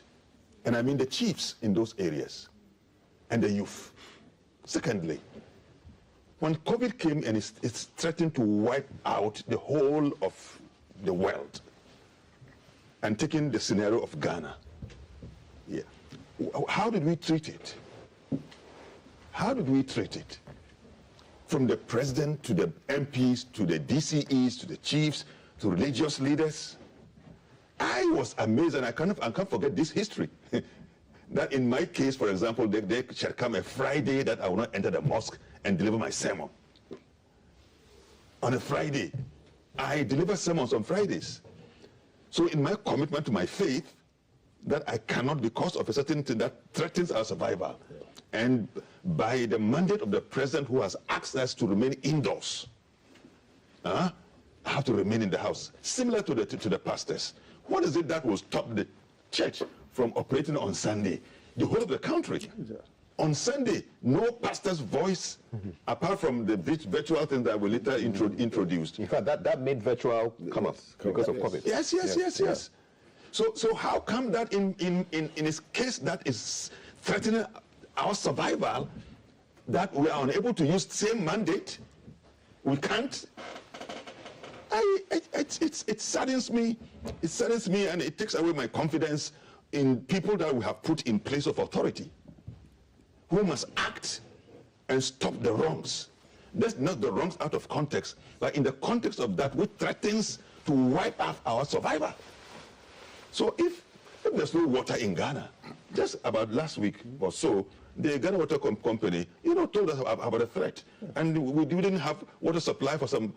Is it a full day or two? Yeah, I mean, Cape Coast and Elmina are now experiencing shortages, and I know Alan will do a report on that before he comes back. And they have told us that because it is because of the Galamsey. Yeah. So it saddens me that this matter will be politicized, and indeed it's been politicized not today.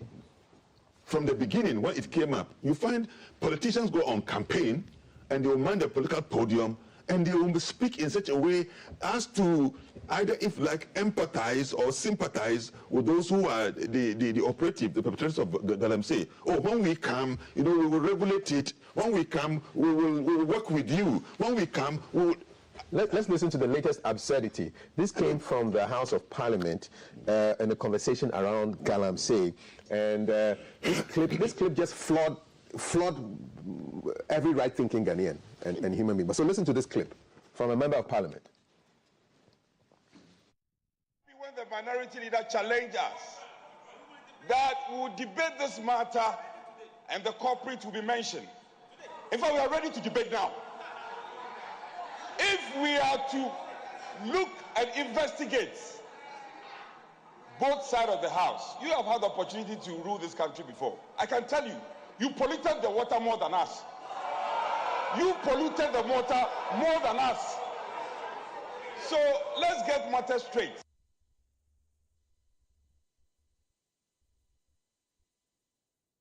Ladies and gentlemen, I present to you the Honourable Member of Parliament for Nsawam, Adwajiri, in the Eastern region, telling his opponents that they polluted more than him. First, it raises two questions for me. First one, are you saying that the parties are involved in, because in the Parliament we didn't have any Galamsey people there, we had only MPs. So are you saying that MPs and parties by extension are involved in illegal mining, which would be criminal? And then number two, it's like saying, okay, Kofi, I had an E in the exam. Kwame, you had an F. Kwame, you bombed more than me because you had an F while I had an E. But the fact is that you all bombed. So, I mean, our forensic psychiatrist, please wrap your head around this for me. Yeah, I mean, when politicians get microphones, they can talk a lot of silly things.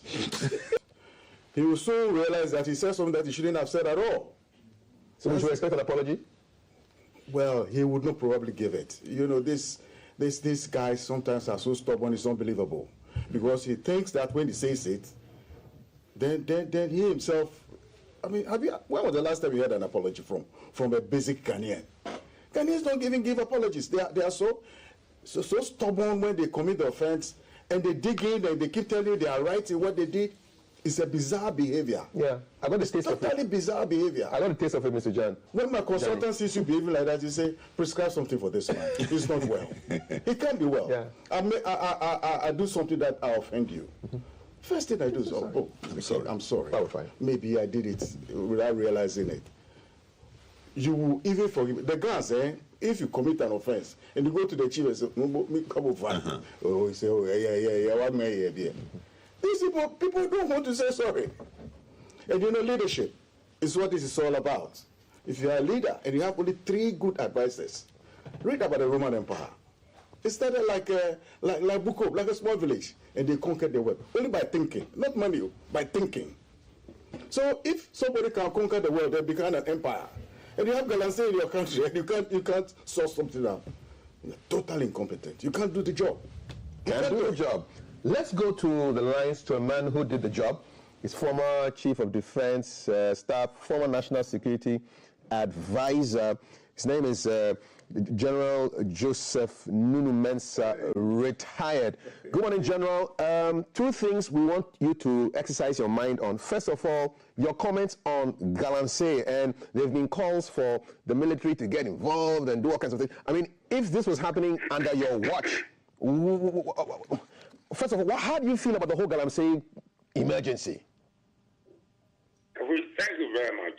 The line is a bit faint, but I can hear you. Hear what you are saying. Yes, sir. The Galamsey issue, to me, is a national disgrace. You know, as if we don't have government people in charge of this country. And unfortunately, we have become so much money-minded that, I mean, nobody seems to care about Ghana. And I wait for this country, you know. I'm close to 88, and I wonder when I'm gone, when we are people of my age are gone, whether Ghana will be there. But nobody seems to care. I mean, the chief, I don't really understand what is going on. You know, I had a call from Reverend Tamabaka yesterday or 2 days ago, almost in tears. Human beings are being born deformed because we are using all kinds of chemicals to clean the gold, and these are, you know, going to our rivers and our seas. So I was born in Winneba. I'm a fisherman's son. I didn't go to school until I was about 8, 9. And there were fishes that we had. They've all gone extinct. Chemicals have killed all of them. And we are also dying. I know we are dying. I am dying because chemicals are also, you know, moving from the fish, from the rivers to our river to our seas and coming to our, you know, it's terrible. And no one seems to care. And are you saying that we can't deal with the problem? How? If you have a government that cares. Here are young people that, you know, are desperate to live. Many of them are running away. I live not from American Embassy. This one you see long queue to run away. And yet we have things that we are going through all this. And, you know, and human beings are being born deformed. Our fishes are being depleted by chemicals. And we are sitting down. Look, if I were in charge, what I would do, these young people are desperate. You come to a rally where somebody took a. These young people are desperate everywhere in schools. They have nothing to do. They have nowhere to go, and we don't have any plan to help them. We have young people that have nothing to do, so they go. They are taking them. It's such a dangerous job that they are dying every day. They don't care because every day is dead. It will be a who. And we can't say that we are going to have a plan. Look, food is short in this country here. We don't have enough food to eat. So nobody wants to go and grow food to feed us. Can't we move the young people? Kibbutz in Israel, similar thing. Build them, they're projects there. They're engineers. Build them more, you know, holdings where they will live and produce food to feed us. If you can assure them that you're going to move them, you're not going to throw them away. But what they are doing is damaging themselves, damaging the country, destroying the country. And that we are going to be part of the scheme to move them to things that they can make a good living rather than destroying our heritage. And we have people there. We have people who are professors, who are economists, who are lawyers, and they can't think to solve this problem. They can't think. I mean, I don't know what to do. I'm at a loss. People who live at my hometown, they are doing some good work, like madmen on the road there. Everything is upside down in this country here. We are in the voting season, they are campaigning NPP, NDC. 32 years of foolishness. You see nothing to, 32 years, since 1992. Almost. NDC 16, NPP 16, almost. And that's where we are. We need to change. And change now. So change needs to come now. Thank you for those thoughts, but I can't let you go without speaking about the O'Reilly School, because you have a connection with O'Reilly School, where this young man was stabbed 3 times. Late President Mills came to office. He appointed me as a school advisor. In about 2010, 2011, thereabouts. I had a rumor that there was a school next to the cathedral at Adada. I did this school there. I never ventured there. I had nothing to do with this. And that school was in distress. It was being closed down. The owners of the building had rented, had asked for the buildings and nowhere to send the school. So I called the Minister for Education, the Oakland, as a minister. What I do about the school? He said, you have nothing to do. There's nothing you can do, just disband the school and so on. I said, no, you won't do that. I got up I'm a military man, a man of action. I went to school, saw them in the compound, almost like abandoned, people. Then I was told that they had a land at Tishi, Upurigon. So I went to the place. It's in cold, in the broad daylight, sweating like a pig in the oven. I saw the place. I said, this place can be, redeemed, and school moved there. I thought I was joking, but I'm a man of action. I called one Dr. Glover. He's late 90. I called the board. He had this place there. He had a small allocation there, building a nursery or something. I called doctor. He said, doctor, look, you and I are in our 70s. How much more have you got? So I understand it. I need that building to move the school there. And I had my check with my pocket. I said, I'm going to give you a check out of my meager savings in case when government pays you your compensation, then you refund the money. So I was joking. Then Friday, I asked for the keys on Monday. Monday, I was on site. I moved workers, carpenter, mason, plumbers. So 3 o'clock, I wake up every day for 2 months. 5 o'clock, I cook for the workers, their breakfast, their lunch, their dinner. I pack all in my car and drive there by 5 o'clock. And in 50 days, I moved O'Reilly. I built a school. Look, there's nothing we cannot do if you're determined to do something. Because leaders who care, there's nothing we cannot do. And O'Reilly today, people think that O'Reilly belongs. In fact, they are on me. What a problem. There's been a fight and a child, one of the students has been stabbed to death. I said, what? This happens in America and other places, not in Ghana here. What the hell is going on? He asked for military help. I said, I left the army 40 years ago, more than 40 years ago. I don't have any connection with the army.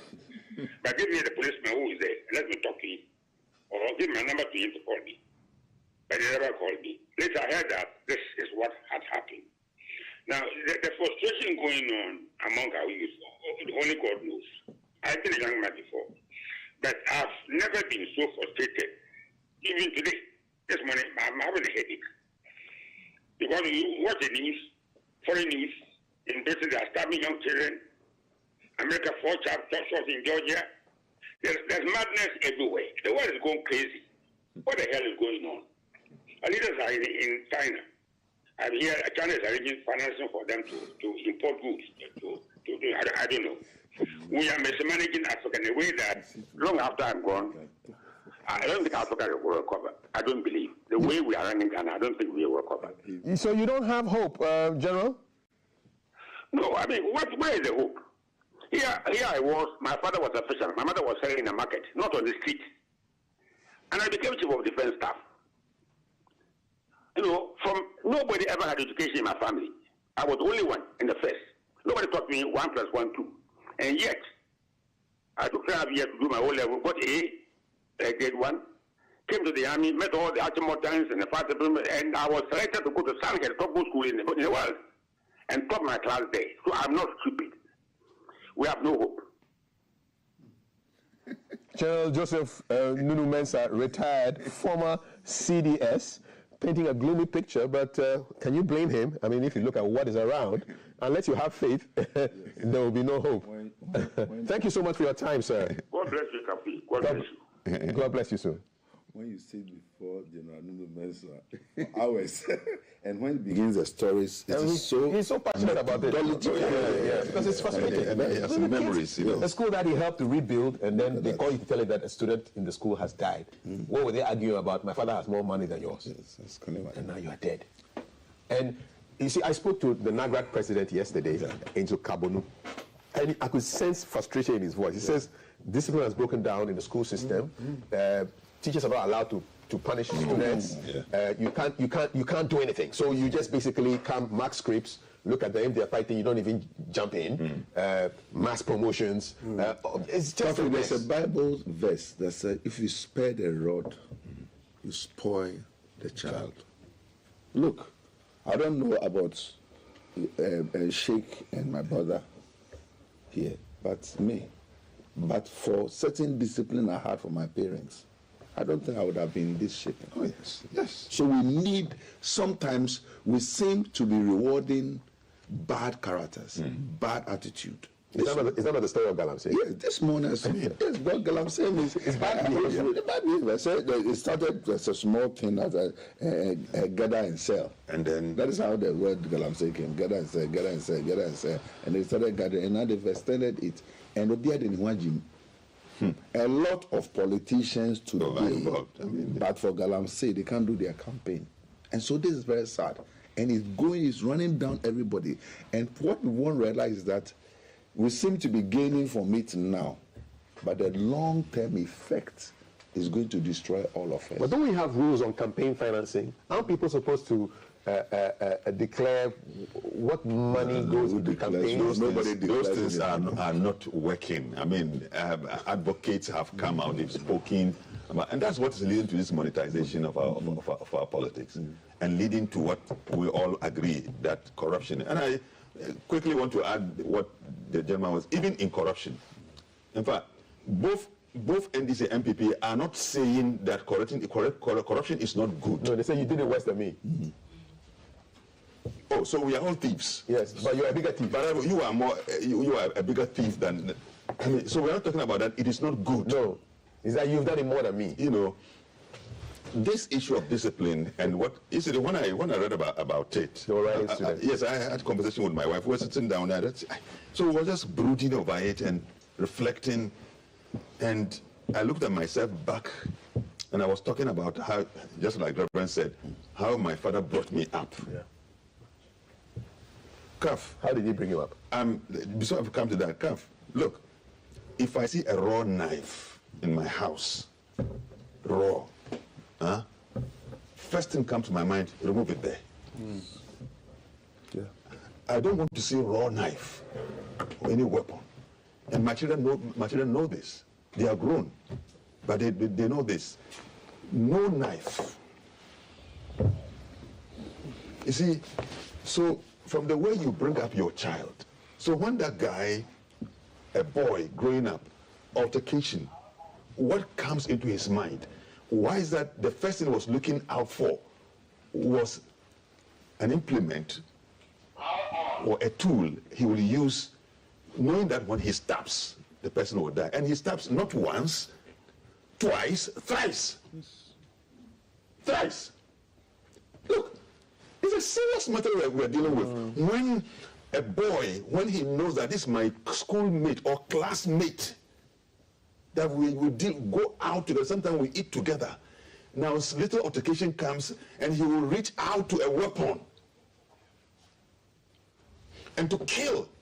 Aim at killing. It was intentional. 3 times? Yeah, it is premeditated. So it needs a forensic assessment, you say. That's a forensic assessment. You like that. Let 3 times. You know, so it wasn't just once. So I come back to the family. Come back to the family. In fact, education is a process, and it has agents. It's a process of socialization. It has agents. The church and the most religious faith community is one agent. The family is a key agent. Then the school comes in. So there are so many other factors that promotes, shapes our education. But the primary, the child who lives with the parent and the father and the mother in the family, how has he been brought up? How do they shape his thinking? What kind of conversation do they engage in with the children? Like I myself, I know with my brothers here, we will do engagement when your child is growing, he's becoming youthful, he's for adventurous, he's courageous. What orientation do you give him that when he goes out and is confronted with some of these emotional things, how does he react? So family, education, and then religion. Okay. You know, these are important agents of education that we must give attention to. Other than that, once we have evolved a policy to ban corporal punishment, and we are saying that it is an abuse of human rights. You see, that's how we do it. Yeah, capturing that. No, it's an abuse. It's an abuse. So we have gone to extreme, leaving the other side, and this is what is happening to our children in the school. And so children, they have their own friends, and they can look at his friend. This one is a knife. The next time in Ghana here, what you will hear is that it's a gun. That's what I was saying yesterday. Looking straight into the face of his friend and trigger, bam, and kill him without any clemency. You know, and then we are here when we said, yes, small children caught one in Kaswa. Yes. Caught. It's so amazing. I mean, young as is it how many years? Yeah, they killed their child from what they were watching on television. I mean, they killed him. Yeah. After they have eaten with him, he's in the neighborhood. They killed him and took him somewhere to back. Oh God, that's terrible. Mr. Johnny, I mean, as a forensic psychiatrist, how do you explain all of this? The world has changed a lot in the past 20, 30 years since ICT, smartphones. These children watch TikTok, unadulterated information. It's not like watching television where your editors will elicit strange things before you speak. I can sit here and speak as I want to because I'm minded by the rules and regulations of the place. But TikTok doesn't give you that. And if you go through TikTok, the things that you see there is enough to influence somebody's thinking, a lot. So when you have a child of about 17, 18, committing an offense like that, you really need to go back and find out what happened. Now, look at the school system that you got, this SHS system that you got. Look at the population, the facilities that they've got in dormitories, toilet facilities, and in healthcare, health and safety care. What do they have for them in there? You have nurses, you have consumables, you have a psychologist who can identify a guy who is misbehaving and, as it were, reprimand the guy or refer him to the appropriate environments, have a psychologist on site. These are very necessary things that we have in the manifesto that must be implemented. Because you can have 2,000 students within an area. It's a village. It's a whole village that needs a whole infrastructure. So if you think you can just pump them in, there's no policy for the SHS. That's the problem. There's no scientific policy. It's like, oh, take the money, go and build. Oh, we don't like that, go and do this. No, you don't run systems like that. You don't run systems like that. There has to be a policy that you follow. You know, the Minister of Finance and Economic Planning used to have Minister of Finance and Economic Planning is an area for the policymakers to assess the policies that the ministry is bringing there and say, look, this is not good enough. Adjust this, do that. Before Minister of Finance will disburse money. Now, it's free for, you know, they don't measure the economic planning again. They don't measure it again. You must bring it back. And that takes away 50% of the corruption in the public service. It's true there. You must check it out. You know, and I mean, this country, I don't even know why we behave the way we do. And we travel out of the country. Our brothers and sisters live there. They tell us how things are running smooth. People leave this country not because they don't have money. They just go there because the system works. If it doesn't have money, you get job. If somebody messes him up, you go to the police. He will go to court. That's why some people leave this country, because the place is so disorganized. You go to court. You go to court for a land for 20 years. What is this? You go to somebody messes you up. You go to the policeman and say, "Hey, my brother, I don't have a pen. If you don't bring money, what is this? Forget it. Forget it." Are we collectively ill? There's something very, very wrong somewhere. Very wrong. There's something wrong. With the, I don't know why it is so. We have too much freedom in this country. Too much freedom. If we live in a very tight situation, you go to what is it? Rwanda. Rwanda. Yeah, Rwanda. The killing alone lets them sit up. They sit up because in Liberia and all these places they went through very terrible. So when you are doing things, they say, hey, Charlie, let's do it properly before we go back to what we were before. And Ghana has had a free. What? We're too free. Oh, too free, too much freedom. a country that you can lie on the road and sleep and get up and go buy one chair, then get up again and start walking out. You can go to America and do that. You got too much freedom.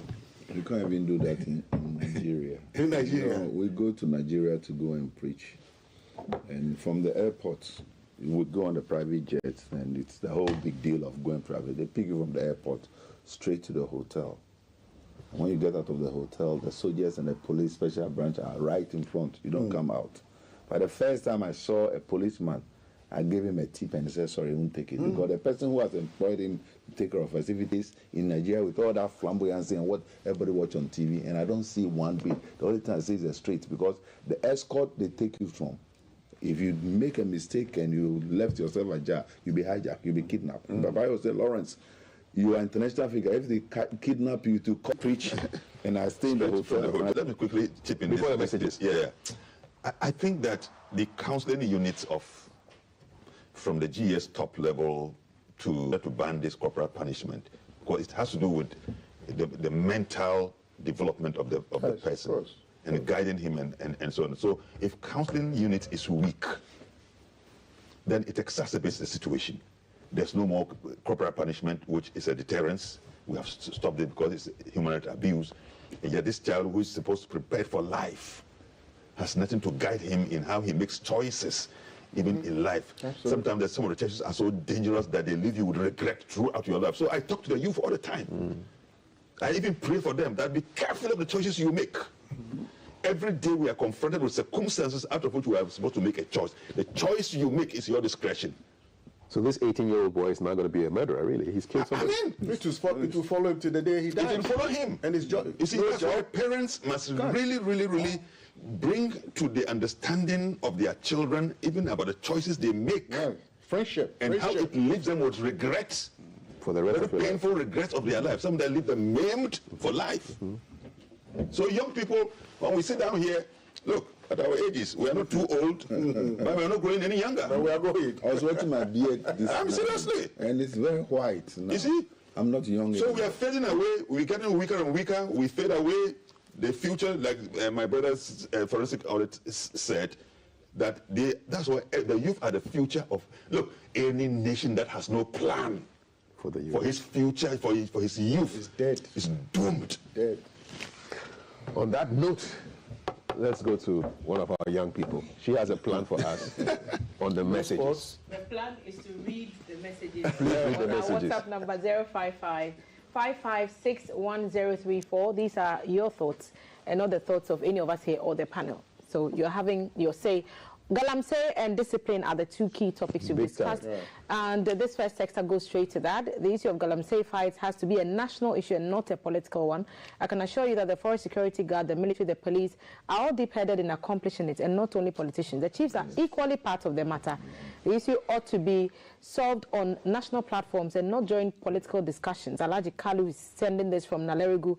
Also delves into the discipline issue. With the recent indiscipline and unpleasant issues in our schools, all stakeholders need to be blamed. When it comes to measures to ensure discipline in the school, everyone got it wrong. He says that the issue is getting out of hand, and if care is not taken, students will start slapping headmasters. Yes. We need a national dialogue to curb it for the future of this country. Alhaji from Nalerigu. Good morning, CAF, and to your highly respectable statesmen in the studio. I'm so disappointed this morning about the statesmen region. This next message says, good morning. Galamsey is a problem, but not a challenge to be stopped at all. From the president to the vice president, the members of parliament, regional ministers, MCs, DCs, MMDCEs, senior ministers, and so on. Interference from these people, he says, political leaders for that matter, is the reason we cannot stop Galamsey activity. Koshi, he says, in fact, journalists, you and your friends are also part of the problem because of the proceeds you take in the form of transportation and so on. And he talked about the recent Meet the Press that you had with the vice president and the monies that we take. Please tell me the source of the money. Let me address this loose talker. Listen, did you see me at that engagement? You gave me an envelope. You see, some of you just sit behind the computers and just you talk freely, and it's annoying. Okay, so that's my talk about it. I was at that engagement, and not everything you hear on the airwaves is true. Sometimes it's annoying, isn't it? Sometimes they blend everybody. Please. Is it the pastors and the leaders and the religious don't add me to any of that nonsense. I beg you. I beg you. I was at the engagement, and not everything you heard on air is the truth. Emergencies, some of them. In fact, of course, in every sphere of life, you have the good, the bad, and the ugly. These ones here are the good ones. Please. The bad ones were the ones that... I hope the next administration will stop this madness. There's so much intellectual dishonesty in our country among our leaders. It's very sad. So can't the gods in our river bodies strike this madness? Well, the striking has begun with one-eyed babies. We are having babies with one head, an eye in the middle of their head like Cyclops. There are people with fingers coming out of their necks. No hands. So the results are there. Yeah. Good morning, Cap. Please tell our leaders we don't consume gold. We need our water and foodstuffs. Hashtag stop Galamsey. I think that's a good last. It's a good place. Thank you so much. It says must stop. Yeah. Gentlemen, your final comments. I'll start with you, Sheikh. your final comments on the issues we've talked about, Galamsey, indiscipline. Yeah, I think that the indiscipline bit is so important, and I think that our educational system must sit up and look at that dimension. Once this danger is raising its head, we need to do something about it. Our young people must be well guided. All right, Rev. We should not neglect the religious leadership in our discourse in schools. Whether it's the Ahmadiyya movement, the Muslim movement, or the Christian movement. In fact, some of the best schools and all our leaders, but for the Christian based schools, they would not have been where they are today. And so they should not throw it away in the name of intellectualism. Intellectualism is not supposed to be madness. It's supposed to be a time to rather enlighten us. And I think we must be very measured and guarded with the way we handle our education system, because that is our future. But I also want to wish Black Star well. Yes, Black Stars. Don't embarrass us, Black Stars. Don't embarrass us. We all watch you. Don't embarrass us. At all. Mr. Johnny. Yeah, now congratulate you and your team for a wonderful job that you've been doing. I've been watching you for some time. Thank you. I've been coming to this GVC for years, but I took a break for about 3 or 4 years. I'm back again. Nice to see you guys. You're doing a wonderful job. Thank you, sir. I'm very excited what you do. Happy to. So let me also say something about the Black Stars. Yes. All of them are very fit. The strategy from the coach is good. I've always said to them, look, get a psychologist with science to address some of the issues that footballers have on the pitch and off the pitch. And so he's a resident psychologist within the team. And that will be very, very helpful, because you need to be well concentrated on the pitch, you need to have confidence, you have to be committed, and you have to be able to, adopt some of these principles to make them finest, best athletes in Africa and in the world. You've added a whole new dimension to our Thursday panel. I love it. We're happy to have you here. Love it. Mr. Kuku, John Kuku Jani is a forensic psychiatric specialist. Next to him is Reverend Dr. Lawrence Tete, international economist and international affairs, and a man of God as well, founder and president of Worldwide Local Outreach, and the owner of the hashtag This Nonsense Must Stop. Yes, sir. And then Sheikh Ademir Shaibu, who's spokesperson for the National Chief Imam. Thank you all for coming here. Happy birthday to you, Prophet Paul Jampo. The message is, I love and appreciate you, Papa, from Irama Asari. Happy birthday to Scott Evans. Happy birthday to Mr. Samuel Asamoah, formerly of Ifeanyi Quanta Hospital. And to you, yourself, Diana Lorden, Nana Adra Forson. A couple more messages before I go. And this is from Lillian Owusu Mensah. Happy birthday to you, Ivan Oko Ayi, CEO of Navi Concept. God bless you and your new age. From all of us here at GTV Breakfast, thank you so much. Go Ghana, go Ghana. Tune in. Simple. Stick around, don't go anywhere. Thelma is up next with more sweet conversations. This is the Breakfast Show.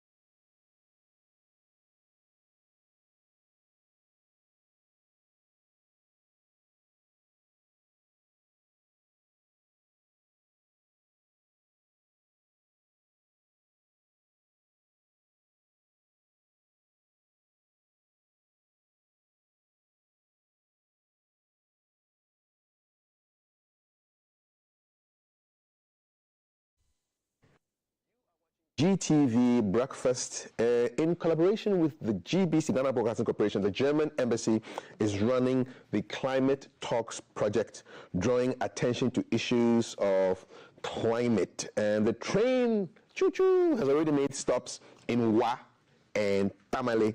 The next leg is Osei-Krom, Kumasi, where we're looking at a couple of interesting issues. With me for the conversation is Deputy German Ambassador to Ghana, Sivine Jansen. Good morning. Good morning. How are you? I am very fine. How are you? I am very, very fine too. For those who haven't followed the train, talk to us about the climate talks and why it's important. Well, we all are very much affected by the climate change that we have seen exacerbating in the past years, especially also here in Ghana as a country in Western Africa, with stations about the effects of climate change and also environmental issues to the people in the communities where they're really affected. So this is why we win conditions that are not as they used to be, as mentioned, less rain, higher temperatures, and then just Resilient Seedlings would have very excited by the building where we had our conversation, which was the red clay building of Ibrahim Mahama. And there we spoke about climate smart buildings. How can we use local resources and also traditional ways of building that are adapted to the climate in these regions to bring those into modern times? Okay. So from there, we now go to Kumasi. It seems like you're coming all from the top all the way down, because you started with Wa and then Tamale, and now you're in Kumasi. Yeah, after that we'll go to Takoradi. So okay, yes, we'll have a good tour. Yes. What are you going to, first of all, just a feedback from Wa and Tamale, what was it like? What did you get as a sense of what was achieved, and how did people receive the engagements? It was interesting. We had a very diverse crowd of people who attended the discussion, and I felt that they really appreciated that we also brought people on the panel from there, so that the people that also felt heard. They really felt that the issues that they have is now on national television, and they don't often get the chance to really bring that to the attention of the nation. And in Wa, we definitely heard a lot about the challenges that farmers have, their sources of income disappearing, and of course especially the youth deserting farming and going to other sources of income. For example, what we are seeing a lot in the discussion at the moment, Galamsey, of course, that this is a more financially promising source of income, and that is more reliable, and of course that is not really the desired outcome. At all. So from Upper West to Northern and now to Ashanti region, Kumasi, also known as the Garden City, many years ago, don't know about now, but that's what it used to be called back then. What is the focus for the conversations in Kumasi? Well, that is a little bit different than what we had so far. So in Kumasi, we intend to speak about waste to energy. The reason started running a waste to energy plant. Okay. Using organic waste to produce energy from it. And the really interesting part about it is that something that you would normally not make money from, organic waste, any kind of residue from agriculture, you can actually turn that into money and create energy from it. Like from waste to wealth? For example, yes, I think that's a good... So it's called Decarbonizing Waste for Cleaner Energy, concentrating on energy transition. So that's going to be the focus of the Kumasi conversations. Exactly. When is this happening? This is happening coming week on 11th of September. We are very lucky that we can actually hold the conversation at Kwame Nkrumah University of Science and Technology. Nice. So for many reasons, that's a very good place. I mean, an excelling university when it comes to science and technology, very good research on climate and energy transition. We also have a panelist from the university. And the university is a close partner of the German embassy in many regards, with 2 science institutes there. But as I mentioned, waste to energy also as a business case. We have seen this in other parts of the country. We actually, in Tema, we have seen a company that is doing that already, Safil, and you don't have to fire up gas to produce energy. You can also use alternative resources. Organic waste, but also plastic could be a source of energy. And considering that the global waste generation will increase by almost 60% by 2050, triple in Africa, well, those are the projections. We should have a closer look into the opportunities that also brings. Okay, so we're looking forward to that in talks, train pulling up into the Ashanti region. And then beyond that, what can we expect? You said something about Takoradi. Well, this is going to be interesting because that's the main conversation we have at the moment. That will be also on access to clean water. Okay. But, good. Let's keep the conversation on that for a little later. bit. So after energy, we'll go and do that. Okay. Yeah. Is there anything else you want to say that we haven't touched on before? Of course. End? I would like to also raise the attention that why we go to all these different places is that we want to make people aware that every single person also has the possibility to take decisions. We're not only talking to people who are in power, we are talking to the ordinary citizens. And now when we are looking at the elections coming up in December, we want to remind people again that every person has the power to decide by taking a vote at the ballot box. And, well, we, of course, are very much looking forward to peaceful elections and people exercising that power at the ballot box. Indeed. 93 days to December 7th, election day. Yeah, we're counting. So we're doing a countdown before the rocket takes off. Okay. Thank you so much. Savine Janssen is the Deputy German Ambassador to Ghana, and the German Embassy and Ghana Broadcasting Corporation are collaborating on this very powerful climate talks project. We went from Wa to Tamale, and next week we're in Kumasi, so watch out. Choo-choo! The train is coming close to you. Thank you so much. Thank you. Enjoy your day. Likewise. All right. My name is Kafui. The policy of the New Patriotic Party, 93 days to elections. What do they have for you and I as far as health is concerned? And after that, we will have our 93 days more.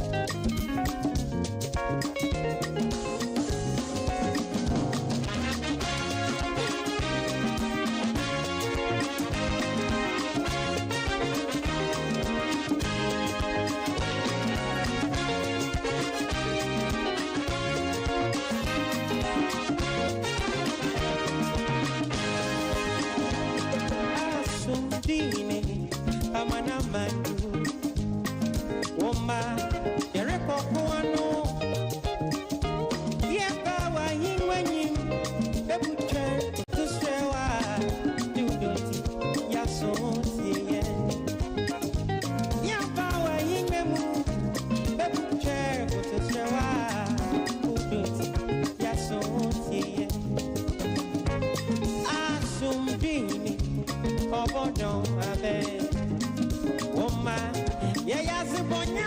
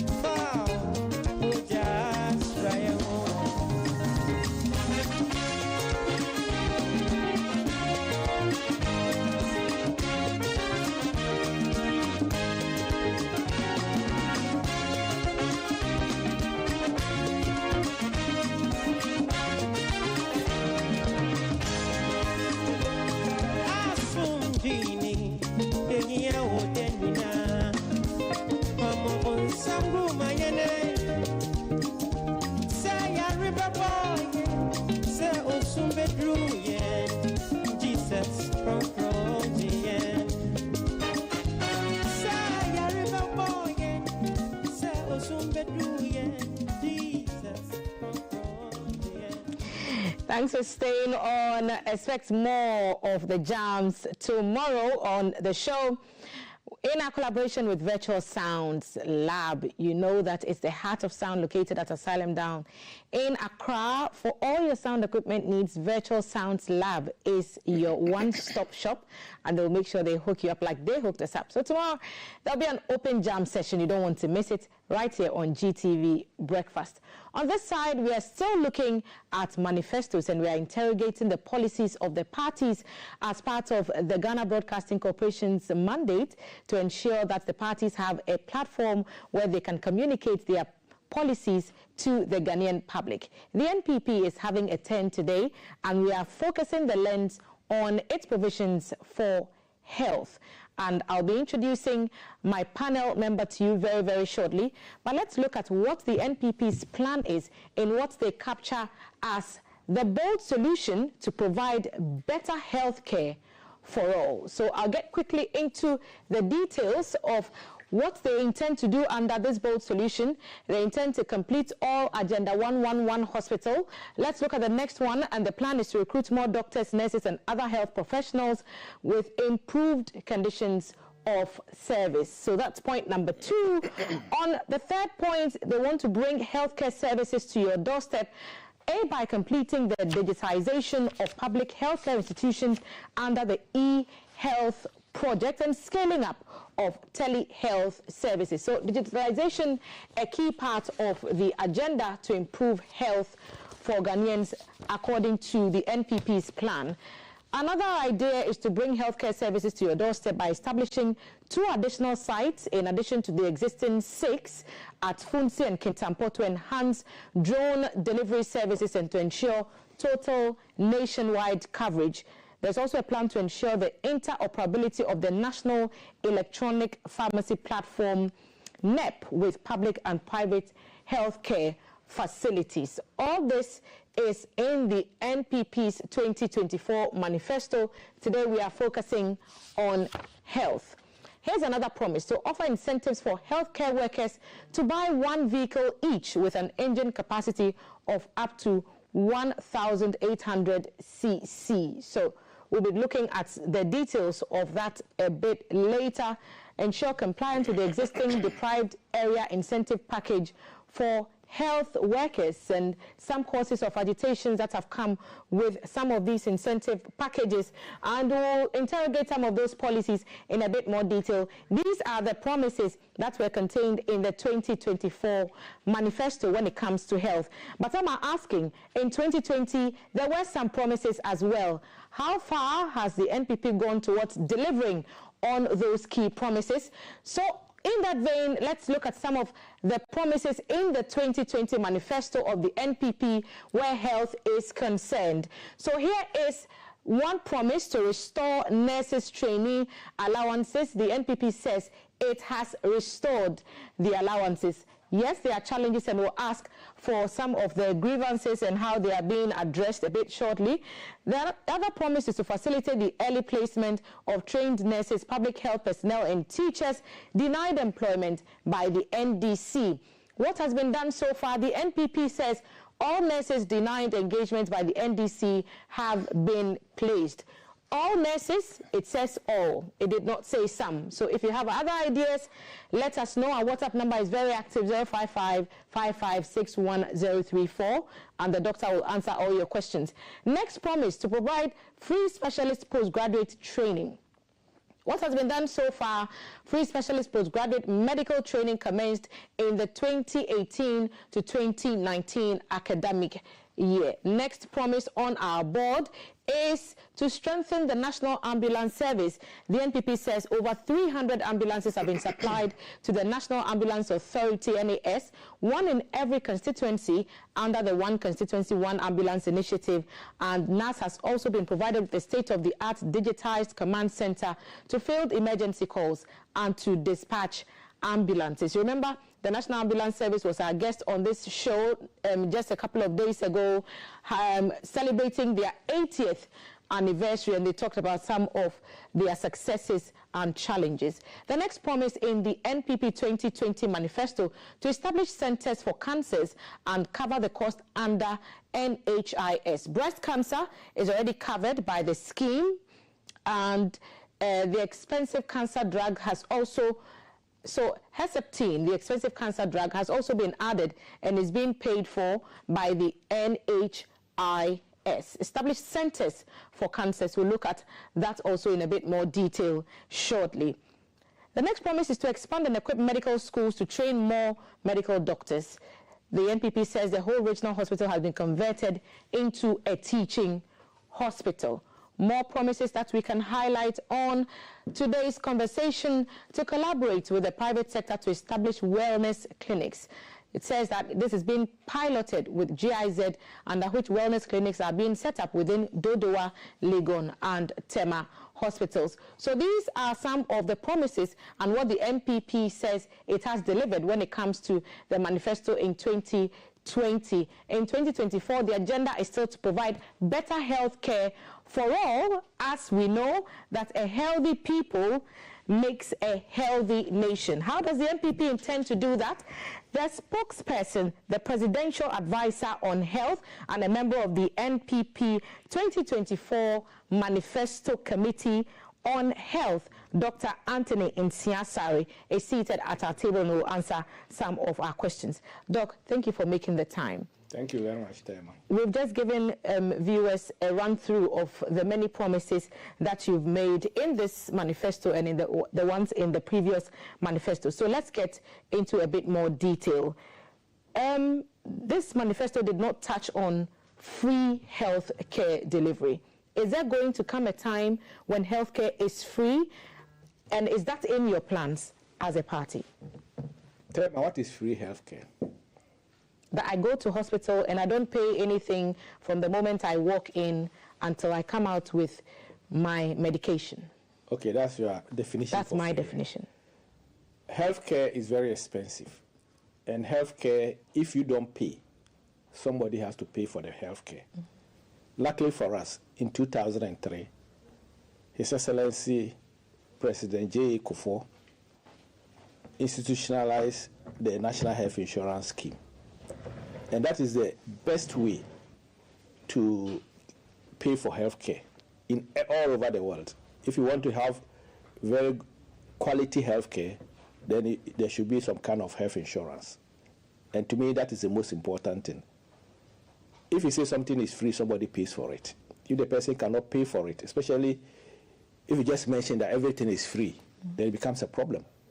So since 2005, when the National Health Insurance Scheme was put into place and they started using it for healthcare services, since 2016, the total number of people who were on the National Health Insurance active members was about 10.6 million. as we speak today, we have over 17.6 million Ghanaians who are active on it. You remember, some years back, if you want to renew your health insurance card, you have to go and sleep at the health insurance office. Now you can lie on your bed in the comfort of your home. Just press *929# and you will renew your health insurance. And that's how you can even print it and store it on your phone. So that's the beauty of health insurance. And when we were going through the 2016 manifesto, 2020 manifesto, you mentioned that we wanted to improve health insurance and all sorts of things. One of them is the number of people who have been put on health insurance who are active. The next one is we have added a lot of conditions on the health insurance reimbursement scheme. For example, as we speak now, the common childhood cancers are on health insurance. We've also taken care of sickle cell patients with hydroxyurea, which is distributed with even the drones. We've also added men's cancer, that is prostate cancer, to it. And as we speak, I think about a month or so ago, the Health Insurance Authority Chief Executive announced a very bold decision that we are adding also a free or one medical test or medical examination covered by health insurance. And that one dovetails into the medical examinations that you can walk to anywhere as an adult. I call it adult weighing. And then go and check yourself. That's what makes somebody know what is happening. And then all these things like a chronic disease that people don't know, that we see gone so soon, what a shock for young people. People go into chronic renal failure, and then they will be talking about dialysis. So if you check yourself early, because the cost of dialysis of chronic renal failure in this country, majority of them is because of people who are having hypertension and diabetes, who hitherto will not even know that they have the hypertension and diabetes. But with this system, where I call it adult weighing, the month of your birthday or the week or the day that before you go and chill, after chilling, you walk into any hospital, both private and public, and go and check yourself. And if you're on health insurance, active on health insurance will take care of it. And the last thing that health insurance also have done is to put the vulnerable group, that is 60 and above, and then children below the age of 18, for free dialysis. So if you are below 18 and you are 60 and above, you walk to any dialysis center. We were told that policy ends in December. But we have introduced it, and going forward, we will continue.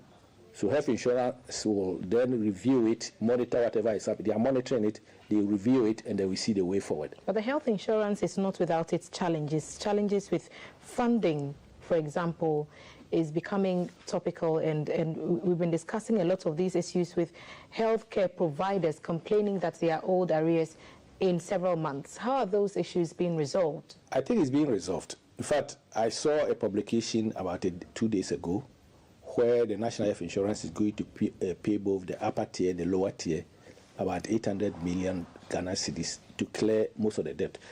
The health insurance reimbursement system is that if you send your claims within 3 months, you should be paid.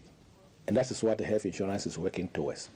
We know that there's a national health insurance levy. What we are trying to do is, as much as possible, that if we have done actuarial study, because I've been a member of the National Health Insurance Board before when I was in Ghana Health Service.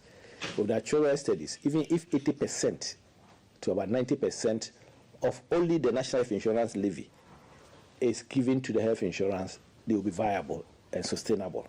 That's what the government is working towards. And in the provision of medications, free medication under the National Health Insurance Levy, has it come to your attention the matter concerning hydroxyurea, for example, which some sickle cell patients I have spoken to say is being rationed to them? Instead of it being given out for free for the number of doses that they need in a month, they are asked to pay half of it, and then a part of it is given to them for free. Has that come to your attention? I'm not aware of that, because I know the contract of hydroxyurea has been renewed. So I am not aware of that. Are you aware it's been rationed in some form? You are telling me, but I don't believe that it's being rationed. From here, some I'm going people to are ask. Yes. I'm going to find out and find what is happening. But I know that hydroxyurea is given to sickle cell patients for free. It should be given to sickle cell patients for free. That's what I say. I'll find out, but I know it is for free. Okay, so let's get on with other happenings within the health space. Under this administration, we've had more and more stories of health professionals, doctors, nurses trained exiting the country. Tema, brain drain has been over us for some time. We're Ghana. hearing more about it these days. Not Is only it worrying? It's worrying. Brain drain in any form is worrying. We are trying to get the number of people who have left from Ghana Health Service and the Ministry of Health. So they are doing the figures. A batch of nurses who are yet to be employed. But the most important thing is that the brain drain, the people who are leaving are the most experienced ones. So we should replace them. They've brought some figures, but the figures that we see is not what we have been hearing. The reason being that the figures is going. The reason being that anybody who is in the system, in the health system, can ask for leave without pay. So when he's on leave without pay, you cannot say that the person has left the system and the name will still be on the nominal roll, and that is one of the issues. The second issue is that people go on leave and maybe will not report at the time that they are supposed to report. So we are capturing all those things, but we will continue employing because we are now commissioning a lot of hospitals. And I will tell you what we are going to do. By the end of the year, there will be a lot of hospitals from Agenda 111, from non-Agenda 111 projects that we have done, and then we have to employ a lot of people. The third point is that, you see, what is happening now, I call it unethical brain drain. Unethical? It's very unethical on the part of those who are receiving them.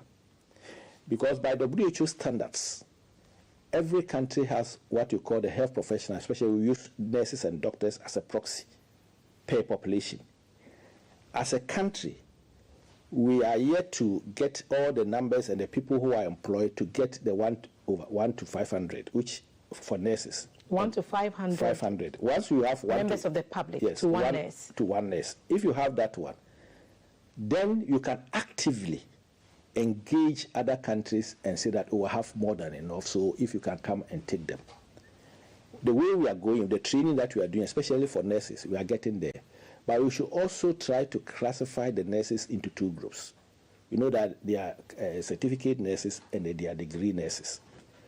So when we do all these things, and then we upgrade all the certificate nurses to become also degree nurses or professional nurses, that's the diploma and the degree, then I'm very sure that we'll be getting there. You see, so if, for example, UK, Europe, Germany, Canada, and the rest want to actively recruit from this country, they should come and sit down with us and then negotiate, and then we see what is it. Because we cannot use our scarce resources, because tuition in this country for all our health professionals is free. So if for nothing at all, government pays for a lot of this, the government institutions, the tuition fee, the government bills, everything. So they should come and then have input into our training. Even curriculum improvement is even better, so that we can train for them. Recently, ethical migration, that's what the word that I will use, and recruitment. And I said, why don't you come and sit down with us? We choose a few schools, then we do the 4-year course, in addition to even training the students even in German language. And I'm sure if you do that, a lot of parents will pay for their children, including our neighboring countries, Nigeria and the rest. They will all come. And then during their training, they can go for even attachment, so they can become use of the German hospital systems. And she thought that is a very good idea. So they will come again. It sounds like a laudable one. Yes, so when we do that, then we know that every year that we are training this number of nurses, and then we will then let them go, and if they don't even come back again, there will be a lot of influence but the reality into the country. Is, if you are asking for countries to respect the ratio, 1 nurse is to 500 people, but you are not providing, according to those who are leaving, the conditions of service that would make them comfortable to live and work in the country of training, then it may be asking for too much. Yeah, Do you agree? the main solution to brain drain in any form, to me, is mitigation of brain drain. Tena, you agree totally with me that we cannot compete with Europe and the Americans so far as condition of service is concerned. Even the person is taking $2,000 there, they pay taxes and they use a lot of the money. Even if they use about half of it, what is left, if they multiply it into a foreign exchange, it's a lot of money. I'm sure you sitting here, if tomorrow, VOA comes that tell me we want you there, you run. GBC has a partnership with VOA, so it will be home away from home. I'll say this and maybe any station comes, because I mean we cannot compete with them. So that is one.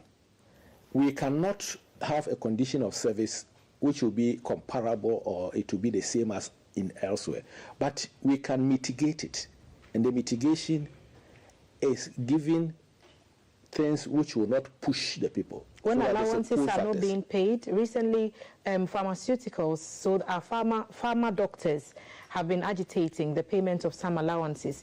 We've seen health professionals also going on strike, allied health workers generally appearing to be dissatisfied with the prompt response to promises to make sure that these things are paid. Yes, so you socialize allowances.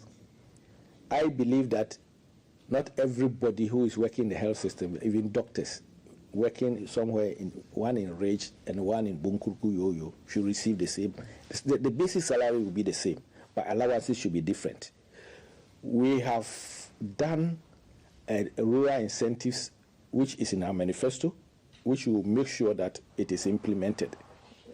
Another area is that if you are also posting somebody outside the comfort zone, accommodation is made available for people who move to these areas. The best thing to do is that somebody is posted to an area, just carries a bag, like when I finish. And when they get there, there is no accommodation. That's what I said, accommodation is going to be provided. With the Agenda 111, we have some few accommodation, and we are making sure that we work together with the private sector to set up what I call medical village. And medical village, you have seen it, this government has done it before for the judges, so that there will be a medical village. That is where we have even a playground, we have a commercial area, we have kindergarten and nursery for the children. So anybody who is working there as a health professional knows that the child is within the four corners of the hospital. He knows the teachers who are teaching them. And as I said, there will be even an amusement center where musicians can go there and play once in a while. If you do that, people will be willing to move to areas because he's not spending so much. He gets the allowance and he knows that he gets more than somebody who is in the city, who wants to be in the city and maybe doing locums. So these are some of the things that you should put in place to mitigate migration. And then postgraduate training and also promotions. Because now if you are even in the rural area, you have 1 year promotion out of 10. So all these things should be done, legalized and done properly. Right. On August 17, 2021, at Trede, in the Itrima Kwanuma district in Ashanti, the president cut the sword for the construction of 101 district hospitals, 3 regional psychiatric hospitals, and construction of 8 regional hospitals across the country. So the breakdown is so we understand how many district hospitals, how many regional, and then the 3 psychiatric hospitals. What's the state of the 101 district hospitals? What's the state of the 3 regional psychiatric hospitals? And what's the state of the 8 regional hospitals, which we were promised would be finished in 2 years? But as we speak in September of 2024, we want the details, we want the update. Yeah, that's Agenda 111. Remember that Agenda 111 came into when the president during the COVID. It's one of the things that we got post-COVID. So Agenda 111, as you rightly said, in 18th of August 2021, His Excellency the President cut the sword at Trede to commence 101 district hospitals in districts without hospitals. How many have we done so far? Okay. And then the regional hospitals, 6 regional hospitals for the 6 new regions, and then 1 regional hospital for the Western region. 2 zonal or regional psychiatric hospitals, one in the middle belt, one in the southern belt, in the northern belt. If you know, Vero, if you remember, I'm sure you know that all the mental health facilities are at the coastal level, at the coastal zone. One at the Pantine, one at the TBA, and the old psychiatric hospital. And then the president also said that we should also try and refurbish and redevelop Accra Psychiatric Hospital to become the national center for excellence for referrals and training of all mental health services. So if you add all together, it comes to 111, plus the rehabilitation of Efie Kwanta Hospital. As we speak today, as I sit here, 100 of the district hospitals have started. And then we have also 2 of the zonal psychiatric hospitals, the one at Onye in Yusuf municipality, and the other one at Tamale. What's the average level of completion? The average level of completion, you know, the president cut the sword. We were supposed to start. There were a lot of issues that we have to sort out.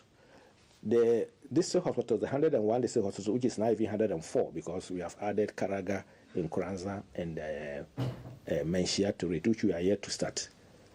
The average completion for these 100 hospitals, that's 2 psychiatric hospitals, and then the 98, so it wasn't 198 district hospitals, are between 5% and 87.17%. Where the president cut the sword is almost completing. As at beginning of August, it was 87.17%. I'm sure by now they are putting in the fixtures, the inside fixtures and everything, and it's to be about 90%. So the promise to have them completed within 2 years has not been met. Is it fair to say that? The president said that 2 years from the time that he cut the sword. Not that, because enough I've told you, some of them have problems with the start.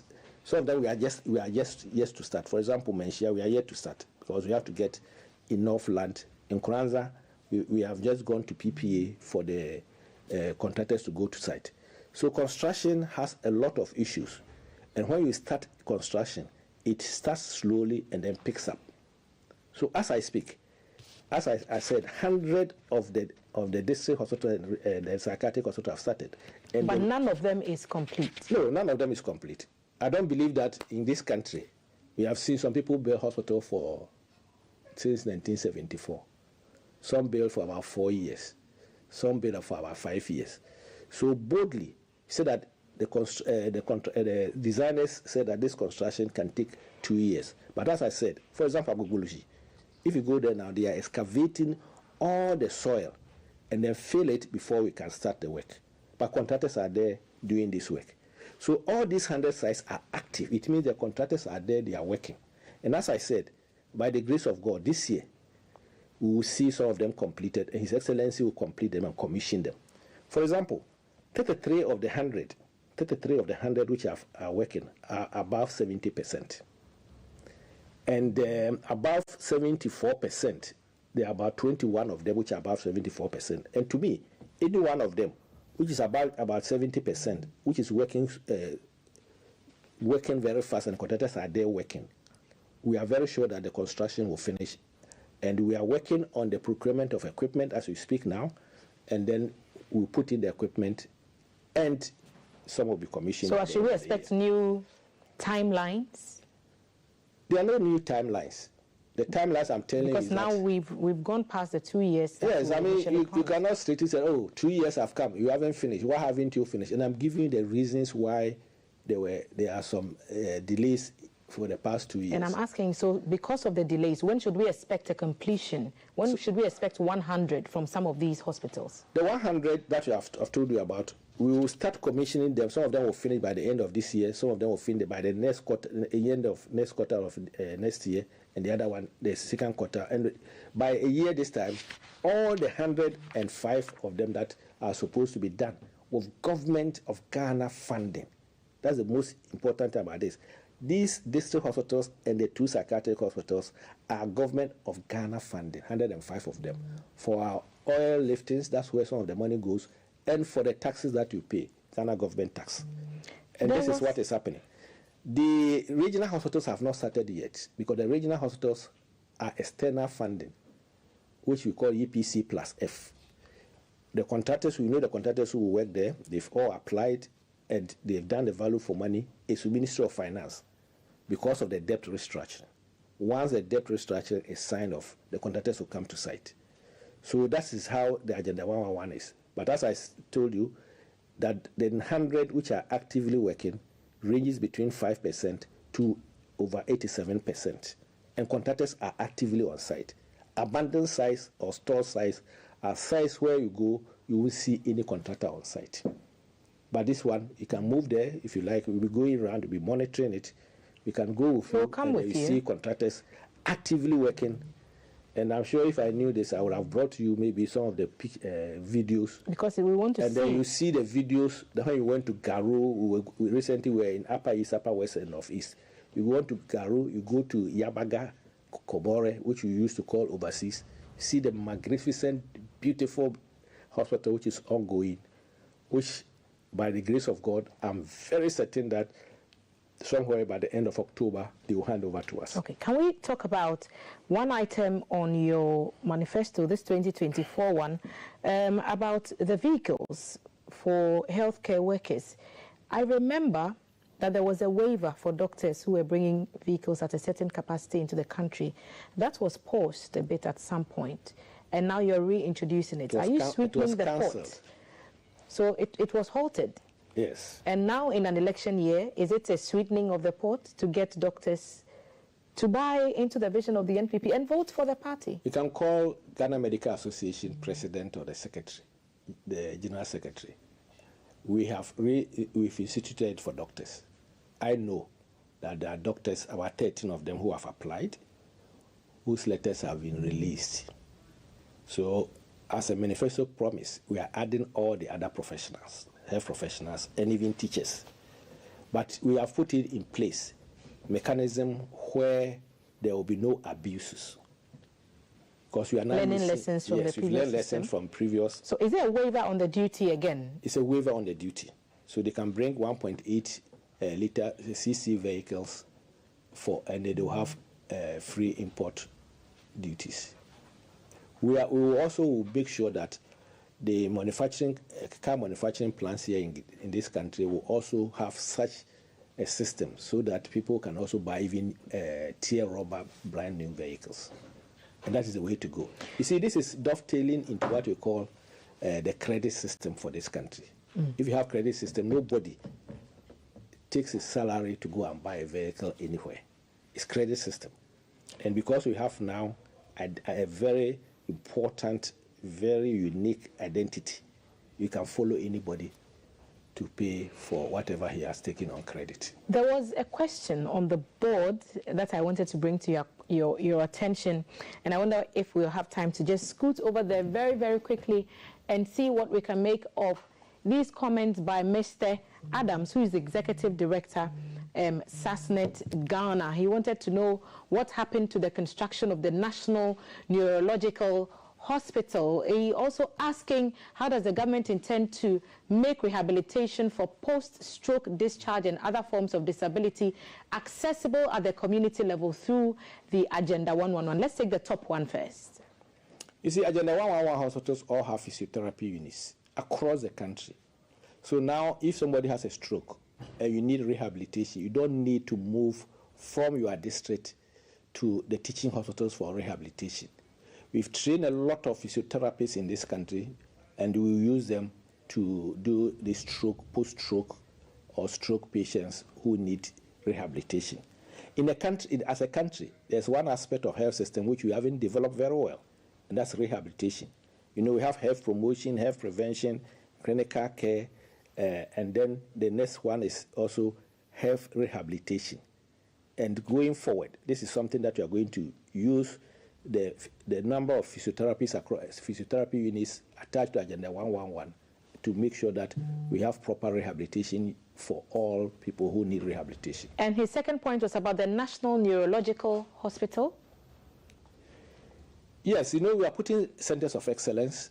If you go to Kolebu now, we have the urology and nephrology center. We are putting mother and child health hospitals in Kolebu, and also we start one in Kolebu very soon. Kofanochi one, the 750 beds is ongoing. And then we have a children's hospital which is now in Wager, which is almost completed. So as we move on as a country, we are training a lot of neurosurgeons, neurologists, and all these things. So definitely there will be a national neurology or neurosurgical center. We have to wrap up now. I was going to ask the question about the nurses and their allowances and the backlog, but time will not allow us, and the threat of strikes are still continuing. The pharmacy students threatening to sue the ministry over unpaid allowances also looming. So the unpaid allowances keep recurring. Can you give an assurance in a few seconds what will be done so that we do not have a crisis on our hands? What will be done is that when there's a system which has been put in place, we follow the system to the letter. I know about the pharmacy, PharmD or doctors. Listen, I think there was an agreement between them and the pharmacy council. With the pharmacy council is now trying to solve it, and they make sure that they are paid. The student nurses, I'm sure some people were saying that you owe them how many? Is it 3 years? It's not true. You can call them and ask them. I know someone who's in second year who got their first tranche a couple of months ago. Yeah. When I asked, most of the students have been paid the first semester. You know, it's a semester system. It's 5 months, 5 months. And the whole point is that even if you finish school, because you use e-switch system, they are paid. So it is not the... So they will get back pay, even if they complete back pay. Immediately the next batch comes, if you have not been paid your last semester, you'll be paid. So I don't believe that it hasn't been paid for a long time. But you see, as one of the students said, unpaid allowance is better than cancelled allowance. If somebody the money is very useful to the students. So and it's useful for them whilst they are in school, when they need it. Yeah, but you pay them. Because if I need to go to school and the money I need to pick a car to go to school is not ready today I'm not going to school. It means I have to find an alternative and then wait and hope that the allowances are paid after I leave school so I can pay today's transport fares? Yes, it's all from our taxes. You see, all this are paid from our collections. Right. And once taxes increases, I'm very sure that the students' allowances will be paid. And it's paid, I think, every semester. Thank you for sitting with us. I think we'll have you back again to answer some more of our questions. Because we have to go through the manifesto very well. And line by line. Things that we are going to give to the people of Ghana. And we've gone through them on the screen. We've read it out to the people of Ghana, giving them the opportunity to ask questions. I was happy that you also went through what we promised for 2020. We'll bring you back to query you more about it. You were taking them. Despite the challenges. So some of them have implementation challenges, but we'll get into some details the next time you sit with us. Dr. Anthony Nsiah-Sarri is a presidential advisor on health and a member of the NPP's 2024 Manifesto Committee on Health. He's been our guest on a Manifesto Watch on GTV Breakfast, where we give the opportunity to parties to make their case to the people of Ghana ahead of election 2024, where the GBC believes Ghana wins. We'll take a quick break. When we return, the Breakfast Show continues. Live from GBC Studio.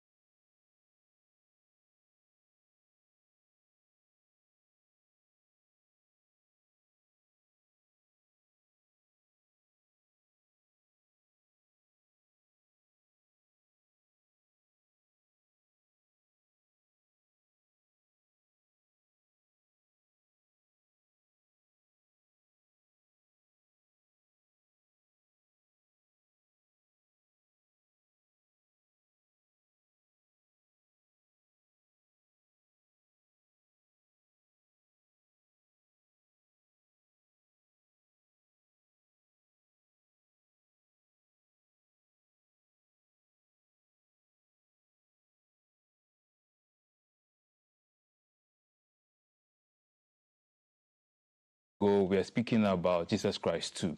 It was Ara the J and Black Sherif. And now he's in the studio here with us. He's come to speak about C'est La Vie, another single off, is it the Nemo series or something like that? Yeah, the capsule, yes. So ladies and gentlemen, the final guest for GTV Breakfast today, Ara the J. What's up? Thanks for having us. This, what do you call this again? Clava. The color what? Balaclava. Balaclava. Are you here to rob the fans of GTV Breakfast, or are you here to rob our souls? Why are you wearing this? I actually didn't want to show my face so much doing the music because I felt like I don't like so much attention on myself. I want to do the music. I know, but it's like I've seen a lot of your artwork and stuff like that. It's like you always wear similar stuff. Yeah. So don't you think that brings attention to you? Don't you want attention to you and then the music you do? No, I want attention on the music. The music. Yeah. And the music is very, very inspirational. And even speaking about C'est la vie, for instance, such as life. At this point, I have to ask you, what has life done to you? By God's grace, through life, He's causing us to achieve His purpose. Yeah, and I think that's a trajectory, with the music and with other things in life. Yeah, so by grace, it's always about the message, always about the content, always trying to pass that across in the music. Yeah. So speaking about Jesus Christ too, you did the first one by yourself, and then the second one was with Black Sherif. Do you know about Jesus' second coming that we don't know about? No, big love to Blacko, big love to the team. They actually came up with that whole two. Okay. Yeah, because we wanted it to stand out from that usual remix kind of thing. Yeah, and it did. And it did. Oh yeah, because I realized, for instance, on Apple Music, for instance, it's like Lomo Lomo, Kitty, and Black Sherif is also trending, and then yours seems to come. It's like it's actually #1 on Shazam. Exactly. How does that make you feel? Oh, did you see it coming? No. So we're doing something, and then Father was like, it's #1 on Shazam. Wow. I had to actually kneel down. It's all about trying to get the message to the audience. So if there's a privilege of reaching a greater audience, I believe it's Nyamiadum. And going through your Instagram page, for instance, I noticed you did, Andy Majite is your photographer, like your... he does a lot of your directing stuff. And then you guys were on Vogue. Nyamiadum. Ghanaians need to start telling us the truth. When we ask you how did you do it, and you say by God's grace and stuff like that, like how did it happen?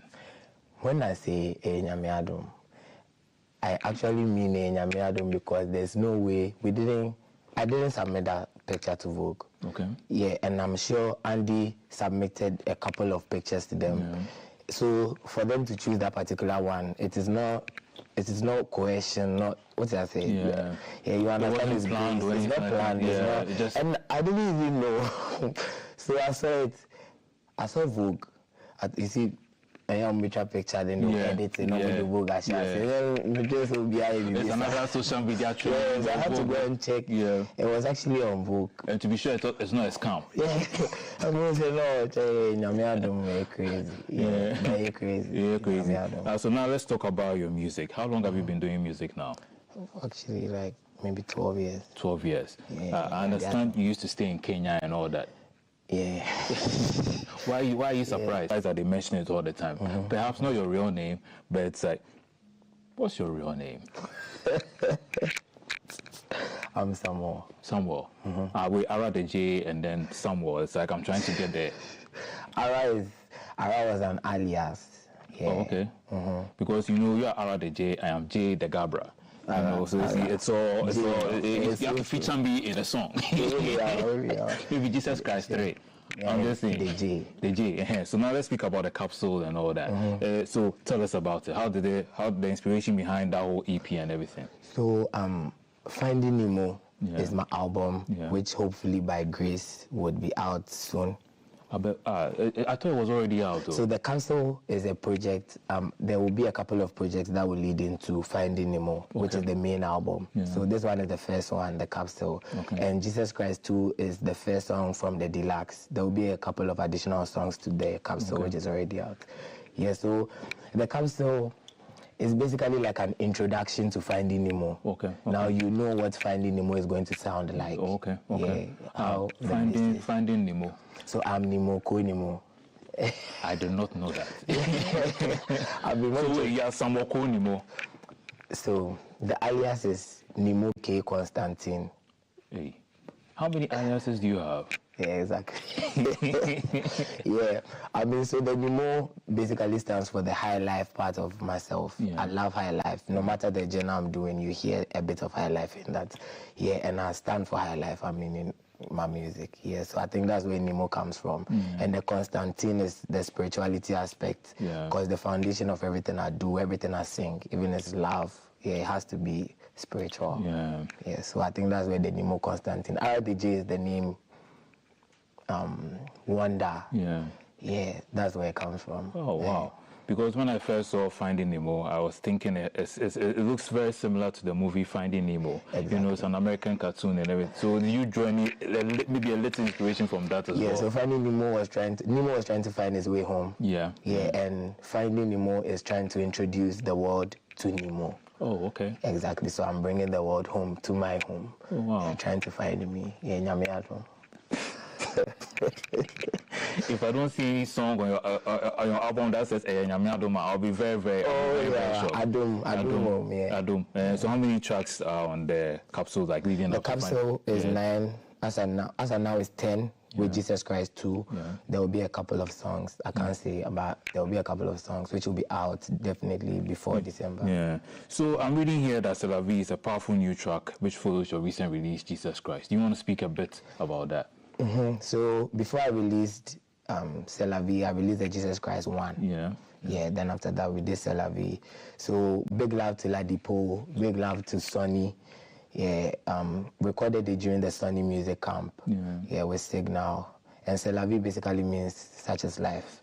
Yeah, it was named by Ladipo. So. Oh, okay. Yeah. Because I was about to ask you again, what has life done to you? But if you say it's Ladipo, then but if you've done a number of collaborations with a number of like great musicians. There's Black Sherif, there's Ladipo as well. And you just mentioned Signal as well. And you've been doing this for 12 years. You think it's a way of to say that like this how far I've come. So Nyamiadom, these are the number of people who are working with me now and helping me do the music that I love. Yeah, I mean, I thank God. We all thank God for the journey, myself and the team, and all those who love us, support us. Yeah, I actually started releasing in 2019. But I was actually recording from 2012 from Presec. Yeah, we just record. Presec Legon. Yeah, Legon. Just record up and down. So 2019, released Sankofa. Then Nyamiadom, after Sankofa, Can Promise did the remix. Then Nyamiadom, we are here today. Yeah, we did say we be Adom. By grace, we'll take care, Father. Yeah. Okay, so we're going to take a quick musical break. When we come back, we continue the conversation with Arada J.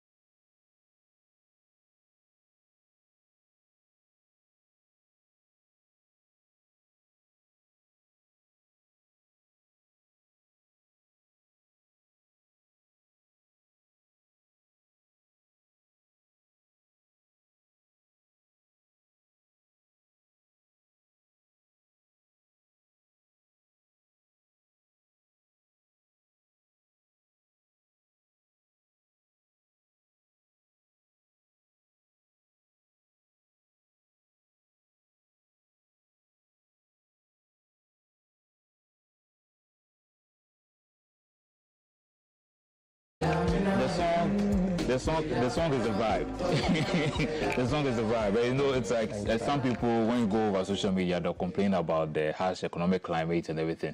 But your music video, Such Is Life, it doesn't seem to reflect that. It's like, oh, everything is fine. It's like, regardless of whatever is going on, Charlie, you have to be happy. Yeah. So Signal produced the song. How that collaboration, for instance, you know, you're telling me he has worked with Charlie Poppy and a number of other artists. Yeah, Kaid and everyone. So how does it feel to be among one of those people he has produced? And how did who contacted who? Did you contact him or he contacted? Like, how did it all happen? So as I was saying that it was during the camp, the Sunny camp. Yeah. So big love to Orchid and love to Sunny again for organizing that camp. So everyone was at the camp. Some time ago in January. Okay. Yeah, and it was actually in Ghana. Oh, really? Yeah. I'm not in a position. Maybe that's why nobody invited me. Yeah. Oh no! So all these people were under one roof, you know, exactly. like. And we were all the spirits. I mean, and before C'est La Vie, I hadn't done any song with a kind of choral. Yeah. So he was actually first person to push me to do something like that, and he was like, "Let's do something different." And by God's grace, C'est La Vie. Yeah, big love to Signal. He pushed me. Such is life. Such is life. And you know, earlier you mentioned the fact that Konimo, that's your high life, you know, tracing your high life roots, and then you try to put the religion in as well, the spirituality and everything. So at this point, I just have to ask, the kind of music that you do, would you describe yourself as a hip life artist, Afrofusion artist? Who do you say you are? I say I'm a musician, yeah, and I do music. I do love high life, yes, and I do these other genres as well. But the foundation of the music I do is spiritual. Yes, I believe everything has to be positive. I mean, no matter what it is, yeah, there should be that positive, that godly aspect of it. Yeah, that would be appreciated.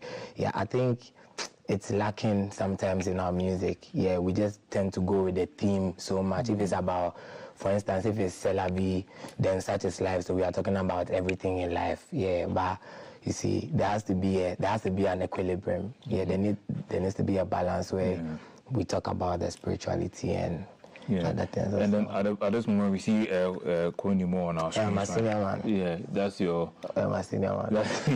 So are we finding him or are we finding you, or we are finding the both of you? So finding Nemo actually is RDJ basically, but then you know you find my sound, and my sound is not just mine. It's our sound. It's the high life sound. Yeah, and in as much as we do these other genres, the soul is high life. I believe that's our sound as the Gold Coast people. Yeah. Okay, so when you see greats like Konimo, how have they influenced your music? I listen to Konimo. I listen to Nyame Beche, group of singers. I listen to Elder Miracle. Listen to George Darkon. Listen to Esther Smith. Comfortano, Stromae from Belgium, Black Baja, Salif Keita. Yeah, I mean, listen to music. It's vast. Exactly. And all these people actually do authentic music. Yeah. It is not trying to do like someone. I'm trying to own what I have. Yeah, and I believe when we have that boldness, it's going to take high life. Yeah, higher and higher. Do you think that is lacking in the country currently? Well, I think we are working on it, and in as much as we can do more and we will do more, we are working on it. Yeah. You know, usually when you speak to musicians, they speak about some challenges they face, maybe coming up in the industry. But what one incident will you describe that changed your life and you say, you know what, I'm going to pursue this to the best of my ability? Yeah, I think it's when I began to realize that whatever it is that I would see as a challenge is actually a requirement. When I realized that, I think everything changed. Now I didn't, because marketing, promotion, content, you do this and that. But honestly, how do you expect what you are doing to reach the audience? Yeah, you have to actually work at it. So when I had that mindset that it's not actually about I'm done recording, the world will hear it. Yeah, how would they do? Because it has to get out of the studio. Yeah, it has to get out. You understand? And we have to do the work. If you have to do content, you have to call. I mean, whatever it is that by grace God gives you the privilege to do, you go ahead and do it with all your and everything. Yeah, you do it with all your strength, because that's the purpose. Yeah, so in getting the track out to the studio so that we can hear it, we can have the benefit of your sound and all that.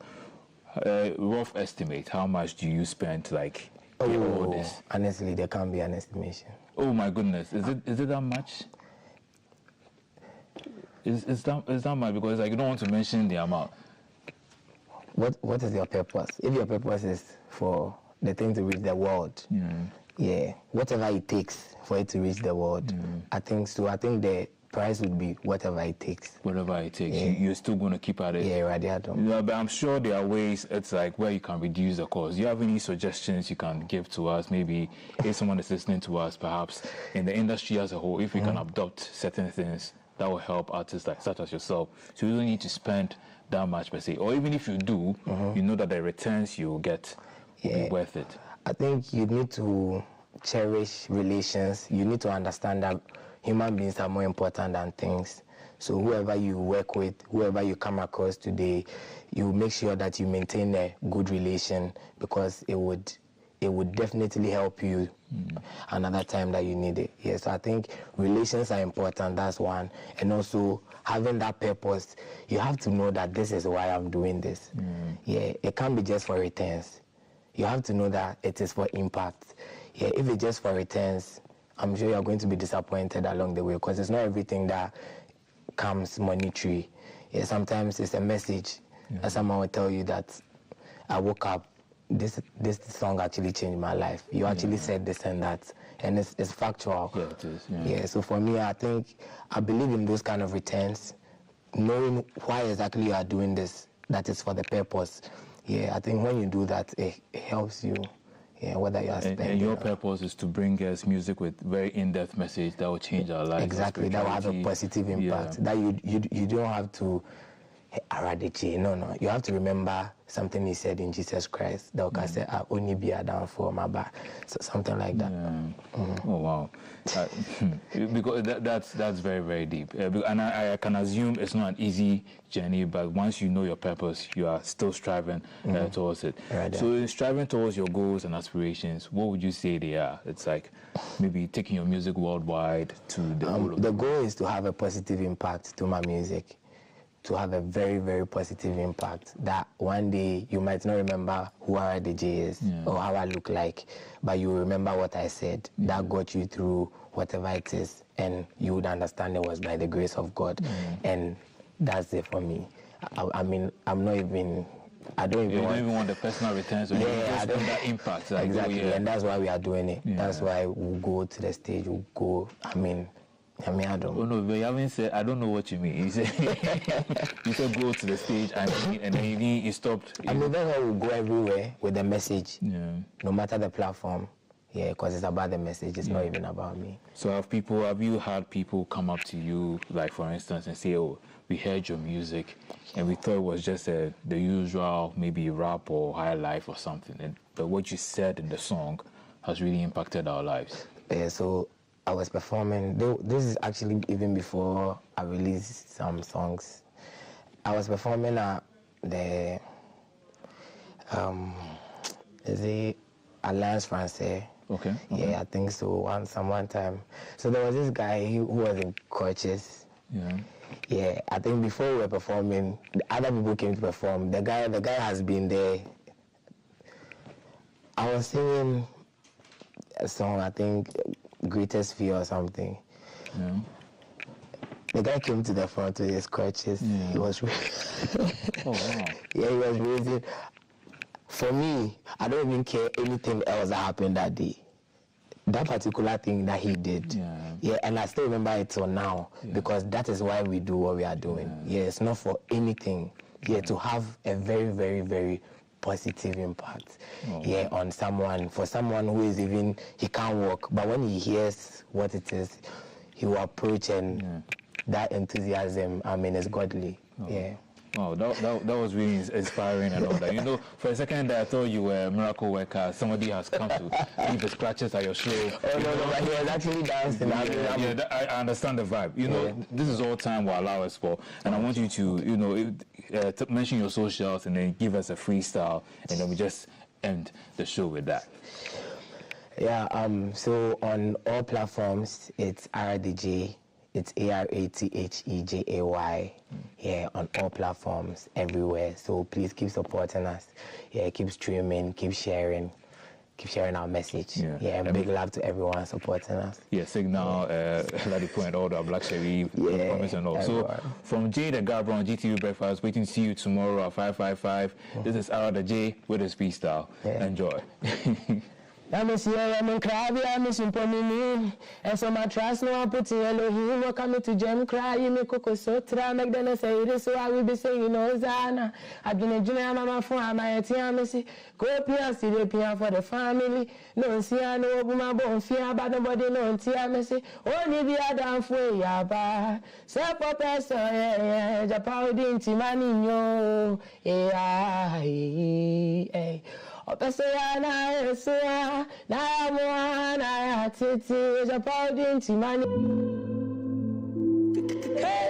on, Dre.